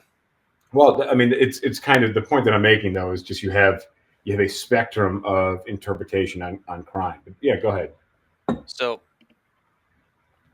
one key difference between Trump in 2016 through 2020 and what's looking like could very well be a Trump 2024 presidency is that in Trump's first term, he had a number of people in his administration that actively worked to thwart his worst desires and his worst ideas and restrained him from being able to do as much harm as he really could have. And cool. Like Steve Bannon? No. Like yeah. Well, I'm curious where you're going with this. That's why I mentioned the name. Is that a lot of people that were in his administration were career politicians and career GOP officials that still had a view of a relatively traditional view of government, And they acted as, and you're saying they acted as bumpers. they acted as guardrails. Yeah. Well, that's, And the other thing is, to some degree or another, Trump was a first-term president who knew that he needed to be reelected, and but, that acted as something of a restraint on his own behavior, knowing that he couldn't go too far because he knew that he would push away too many people if he did too many extreme things.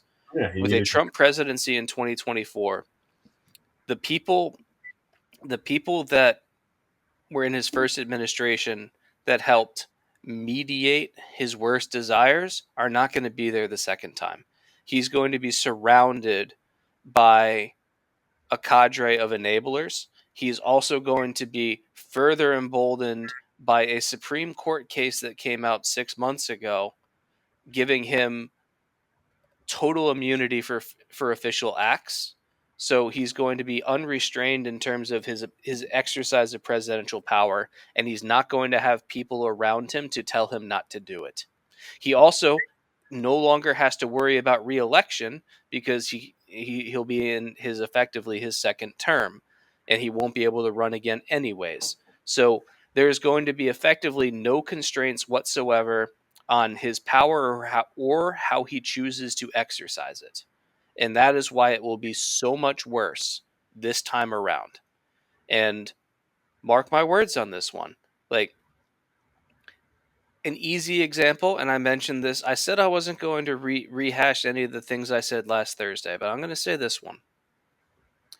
His plan to enact mass deportations of immigrants of this country will have a disastrous impact, not only on those that are deported or their families or those immediate communities, but it will have a disastrous impact on every single American's economic welfare, Well, because you're going to have you're going to have factories that can no longer employ people. You're going to have towns that no longer have people in them purchasing things. Like, the estimates of a 1 to 7% drop in GDP are from economists who know way more about this shit than I do. And a well, 1 to 7% drop in GDP over 4 years is a disaster for an economy. I So don't. you may I don't. think that his policies aren't going to hurt you because you're not one of the people he's targeting, and you're wrong. Yeah. Well, listen. I didn't say that. I'm talking to. You're talking. Yeah. Well, and I'm clarifying that I didn't say that. I don't really. I mean, the idea of mass deportations to me sound like you bring in the National Guard into a small town and people are being shot in the streets because they're attacking the police and and the National Guard. Like, to me, it seems like the idea of mass deportation to me plays out like total chaos and anarchy. I mean, It will. I can't picture it going any other way because I feel like if you're going to try to mass deport people, they are going to fight back. However, I do see major immigration reform happening with Trump, and a lot of people are in favor of that. But it's not going to be the kind of reform that's needed. Well, but it's better than the No, left. no, no, no. The Left kind could of reform, the kind of immigration reform that'll happen under Trump will be harmful. Like, but I here, will agree that that immigration reform needs to happen, well, what do you but think? What do you think Kamala is going to do on this? What do you think Kamala is going to do on immigration? You think she's going to slow it down somehow? I don't see that happening. I don't think that slowing down immigration is the solution. I think what you need to do here, follow me on this one, is you have a tremendous amount of people with a tremendous amount of talent and a tremendous amount of love for this country and its ideals that want to be here. Now, am I saying that we should automatically grant citizenship to all these people? No. But what I'm saying is that we should make it easier for them to integrate into our system, grant them temporary visas, grant them temporary tax status, so that way We can they can tax get the money they're making. Yeah. jobs above board legally in which they pay taxes, and give them an easier path to citizenship, because these are the kinds of people that want to contribute to our country. And so instead of making it harder for them to Hang on, do so, hold on that note. I don't think a lot of these people want to want to contribute to the country, want to participate in paying taxes, no, and they do. have a love for the country. A lot of these people are just here because where they're coming from is hell. So they're not No, no, patriotic no. people. No, no, no. Guatemala, happy in No, no. Guatemala. Your point and my point are not mutually exclusive. Sure, but I'm just saying you sound like you're characterizing the majority of the immigrants, and I'm saying I don't think this is the majority of the immigrants. I think it is. I think that most immigrants that come here are thankful for the opportunity to escape whatever situation they were in their previous country.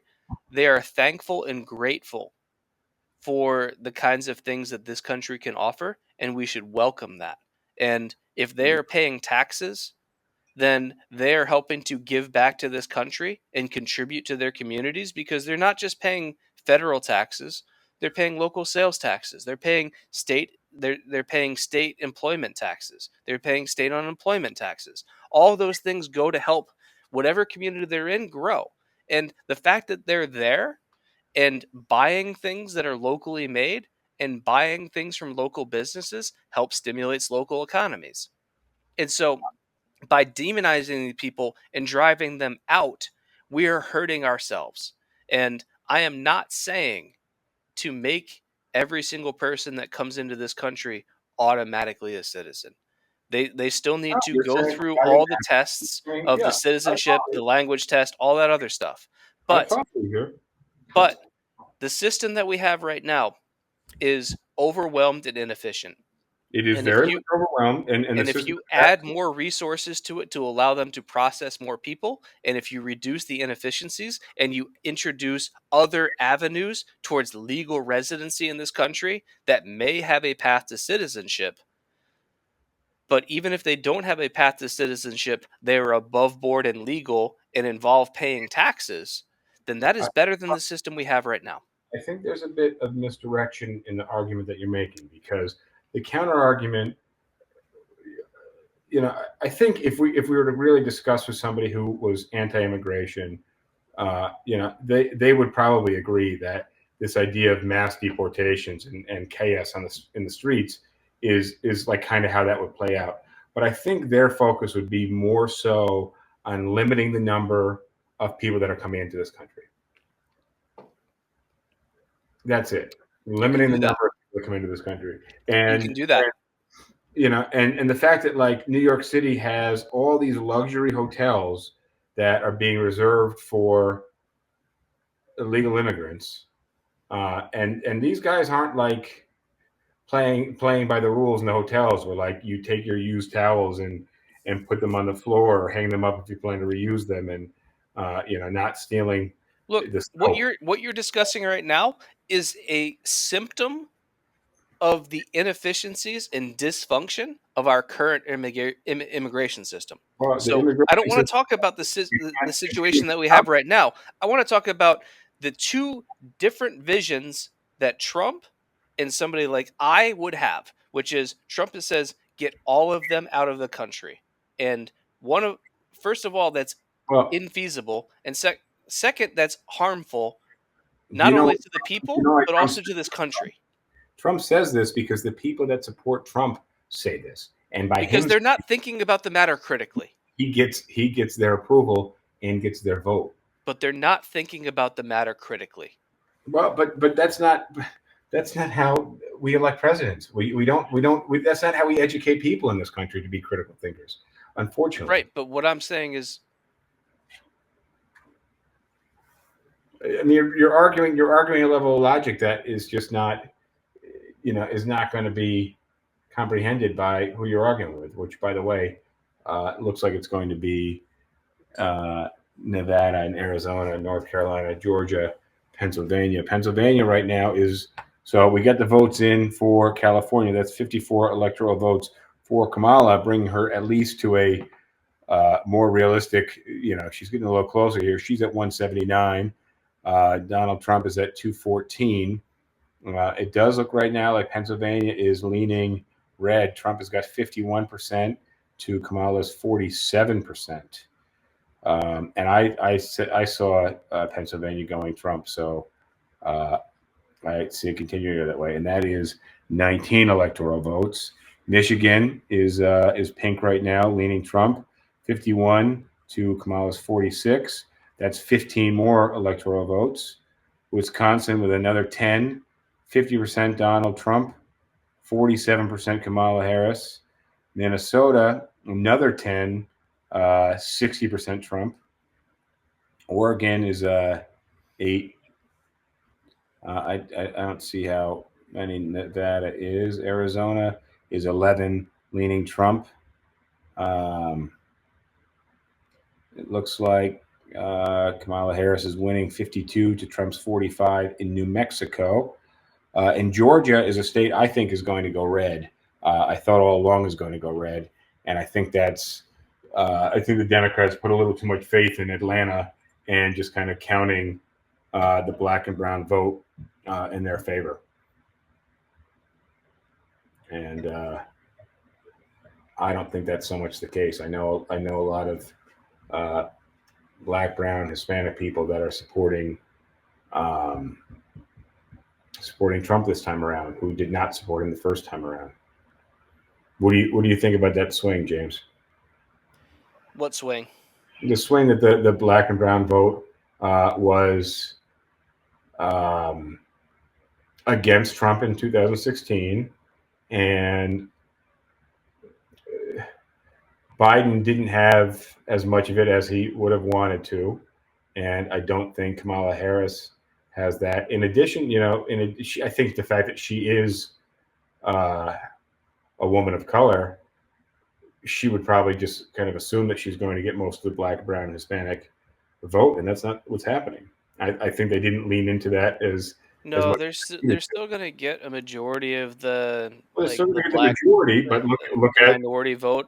But look the at problem is that no, it's that one of the potentially successful campaign strategies of the Republicans was to try and break off even a small portion of the minority vote, because it's not about getting them all on your side, but if you can just chip off at the edges, then that matters. Well, it matters in a place like Atlanta, and Georgia right now is Right. I'm agreeing, and that's the strategy. yeah, and what you're seeing in real time right now from me is despondency to set in, because like I'm probably booking a trip to Tenerife for later on this month, tomorrow afternoon.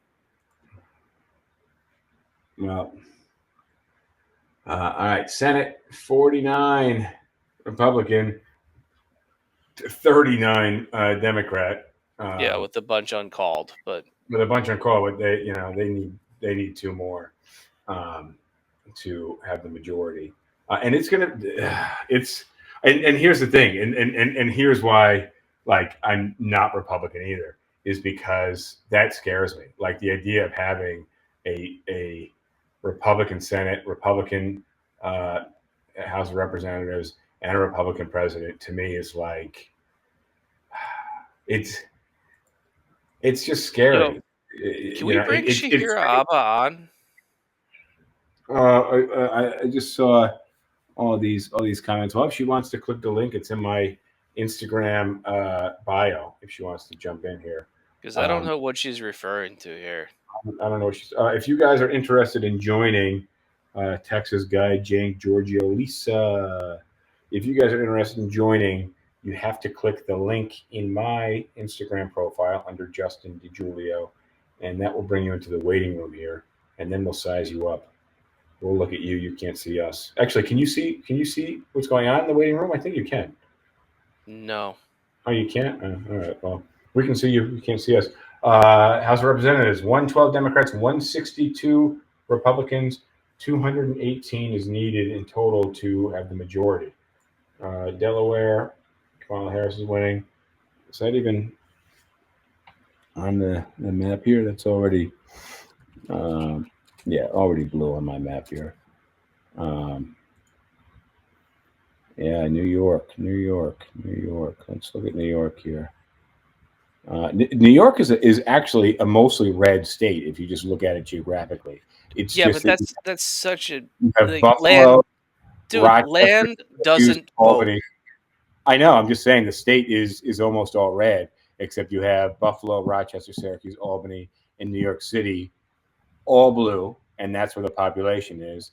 And then you've got a couple other counties that are blue, and then like all of Midwest minus Syracuse and Rochester is red. All of Long Island is red, which is wild because I think what's wild about it is that you have a place like New York City that is totally liberal and then surrounded by everybody else that is Republican, and it has so much influence. I mean, that's how population works, right? And that's how popular voting works. But it's just wild to me that it's just it's such a small area, and that I don't know. I think the fact that we have kept the state borders pretty much the same since the inception of this country is pretty wild when you think about it like that.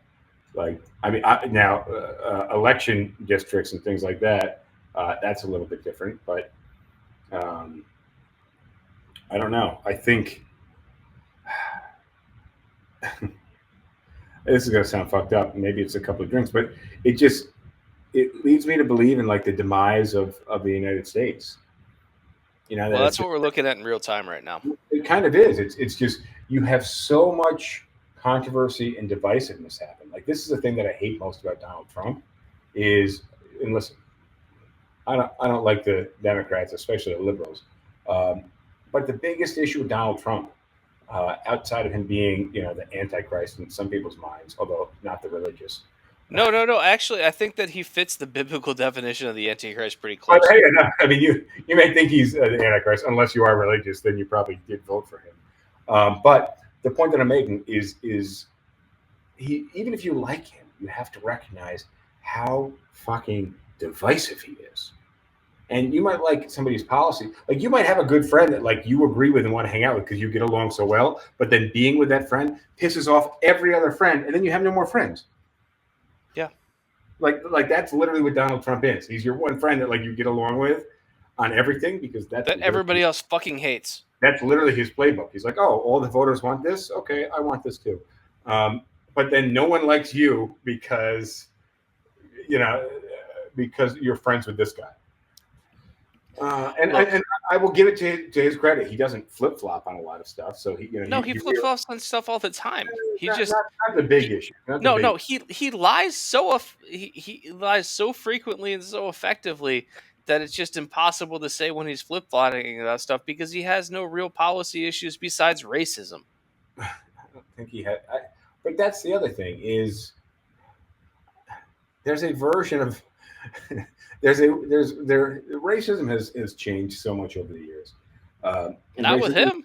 Racism is bad. No, but almost like not with him. It's almost like, and not. I'm not That's one thing condoning. he's been consistent on is being racist. He's like your old uncle or grandfather or something who like doesn't get the times have changed and just says shit because that's how things have kind of always been and doesn't realize it just is incapable of kind of comprehending that it's racist. And even though I feel like it's been shoved down Donald Trump's throat, like all the Asian hate crimes that happened during fucking coronavirus, all the shit that he was saying, and I mean him calling it the China virus and then people attacking Chinese people in the street, like there really shouldn't be a correlation, but there fucking was. No, Right? there is because it's what he said. Yeah, well, yeah. The thing is, like, he was right. It fucking came from China. He was right, but the way that him calling it the China virus, how that played out is just didn't fucking help. Yeah, that's my point. That's my point. So just stop fucking saying that. Or fucking call it the China virus and say the Chinese people here living in fucking Flushing and Chinatown in New York City and Chinatown, across the United States, and the fucking people that cook your Chinese food, they had nothing to do with it. Yeah, but they had nothing to do with it. So you can call it the China virus as long as you get the disclaimer, like the people here had nothing to fucking do with it. Show them love. Tip your Chinese delivery guy. Oh God. Oh man. All right. So Wisconsin, Michigan, still too close to call. That's not fucking breaking news. no, at this point, we have to wait for like the 7 swing states to be called, and there's no more real updates about this. I can just tell you that like the political futures markets are heavily in favor of Trump at like 94-5, which is just depressing. So, they're looking at Pennsylvania. They're looking at Michigan. They're looking at Wisconsin. That's another 10. Minnesota is another 10. Minnesota, though, I think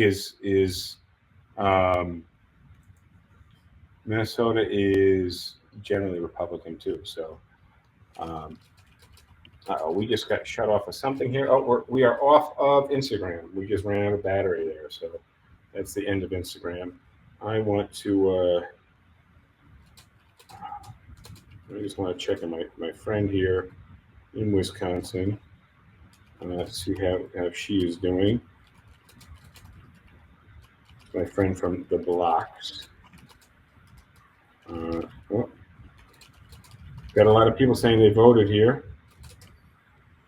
And look, I'm gonna tell you, I got maybe like 10 or 15 minutes left in me because these drinks and the Benadryl are hitting me, and also just like Benadryl. Why? Because like I can read the tea leaves, man. Oh boy, you come to a certain point, and you're just like, you know what? I no longer want to be conscious. I have already taken care of the sobriety aspect of it, but I also just don't want to be conscious for a long period of time. My friend Sarah Harrison is running for Wisconsin State Assembly. Can you look up those results? I'm just curious how she's doing there.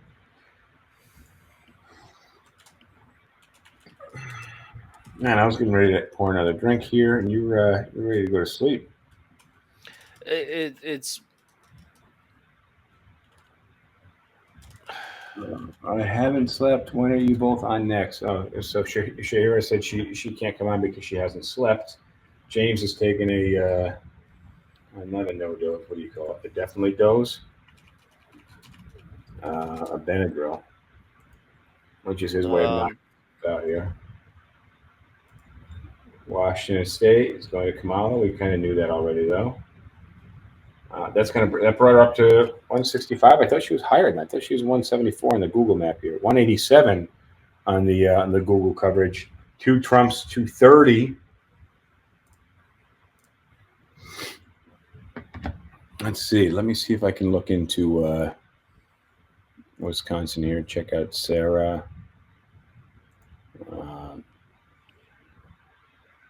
What district is she in? 15.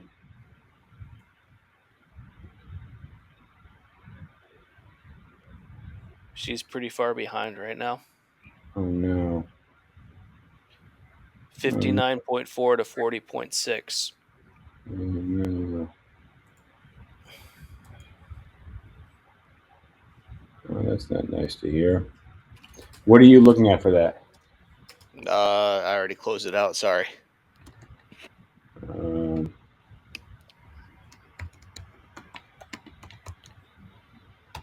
All right. Well, I'm wishing her the best. That's got to be it's got to be a little tough, especially with watching the country just slip more and more red. So I guess the New York Times won't let me look at that, so I'll have to look somewhere else. All right, Connecticut is going to Kamala Harris. And that is how many votes? The road to 270. Yeah, like again, it's at this point the swing states are the ones that matter. They've already called North Carolina for Trump, which is bad. They called North Carolina already? Yep. Oh boy. I see that now. Yep, and that's 16 votes. Oh yeah. Well, that was already on the map when I looked. The 19 votes from Pennsylvania. That was a lot. 19 votes from Pennsylvania. All right, so 76% reporting, and Donald Trump is up 51.2 to 47.9. So it's not impossible that she comes back, but Well, she's I got a mean, tough. listen. I don't know. It all depends on what counties have been are in the books already, and which ones need to still be counted. And You've got, yeah, I know. You got Minnesota, Wisconsin, Michigan, Pennsylvania. Um, well, with Michigan, that's 15. It's 25 with Wisconsin, and another 10 from Minnesota. It's 35. That'll put them at 265, and 11 from Arizona, or the 16 from Georgia. Mm. yeah, no, it's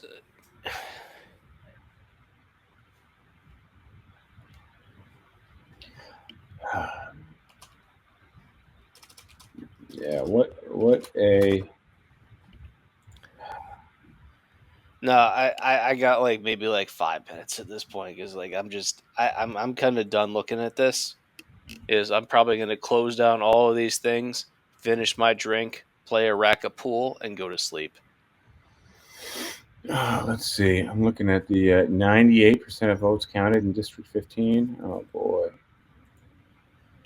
All right. I'm going to send out this message here. Oh, yeah. Yeah, we can have our podcast on Thursday where I'll probably still be hungover. Yeah, I didn't think you drank that much though here. So No, it's more just like I'm going to be. Like, the thing is, honestly, virtually none of this will have a direct effect on me, but I'm still very upset about it. well, I mean, here's listen. I wasn't actually that concerned with the presidency. I'm a little surprised by the Senate and the House, just how red it is. But I think really that should say like what I'm making these counterpoints to the points that you're making. Like I agree with what you're saying, but I also agree with the counterpoints that I'm making. And a lot of the country is just not, whether they're right or wrong, instance to instance, they're just not happy. I thought Yeah, we'd see a much, I thought we'd see a much bluer Senate and House because of abortions. Like I literally, you're that was. justifying intolerance and misinformation. But it is what it is. It is what it is. Yeah, but I don't I'm care if really it is what it is. Stop justifying it. listen. I'm really not happy with the liberals at all. And there's a reason I didn't vote this year. You know, I just I I don't like Harris at all. I thought it was a really dumb move on the Democrats. She just wasn't a leading person that people cared about. Uh, to run the country. They just doubled down on Biden. I'm surprised they ran with Biden as long as they fucking did. And then they just doubled down. They doubled down on Biden with her because Biden couldn't stay awake, man. He just couldn't stay awake. And I blame a lot of the dumb shit that he said or didn't say or stumbled through over this stuttering problem that he's had his whole life. Like I give him the grace almost all the time when it comes to how he speaks. But you got to be able to fucking talk, man. You got to be able to address the nation. You got to sound, whether you're 80 years old or not, you got to sound like you're sharp mind. And just to double down on the person in his shadow, who everybody thought was kind of puppeting him, puppet mastering him from the beginning. Not that I think she did. I'm just saying that's what people thought. All right, what's your sign-off message? Because I've got about 2 minutes. That's all I got for this episode. You know, the country is in your hands if you think your vote matters, which it probably doesn't unless you live in a handful of those swing states, and then it does matter. You know, let's see where we stand right now. I think it's been pretty clear. We got the vast. Let's see. Trump has won North Carolina. Associated Press projects. Let me just read this message here. It's the first battleground state to be called, North Carolina. But the other ones so far, he is leading in, and that's how I saw it tonight going. I don't know how people were deluding themselves. I mean, you just got to go talk to your neighbor. End of story. So, America, it's been fun. We did a lot of good things, did a lot of bad things, but I feel like we're going to be looking back at the pictures, especially between 2010 and 2023, much like much like the pictures of Iran between like 1970 and 1977. And we're going to be looking and saying, man, that's what could have been. And if the results hold the way they are right now, then I, I feel sorry for the people that can't leave.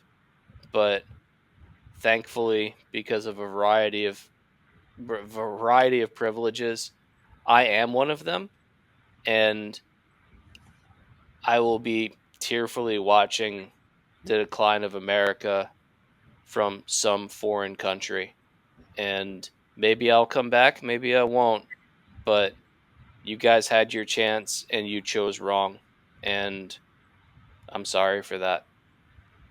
Also, what James wants to add is if you're looking for a room or a house to rent in the Charleston, South Carolina area, to look him up. There's a not insignificant chance that I sell my house. Wow. Well, on that note, it's America. Welcome to the land of, well, you know, the corn and stuff. So, on that note, this concludes this episode of the Midnight Society. Adios, everybody. Good luck, everybody. All right. I don't know if that went the way you wanted it to, but it went the way it did. So let me know in the comments who you voted for.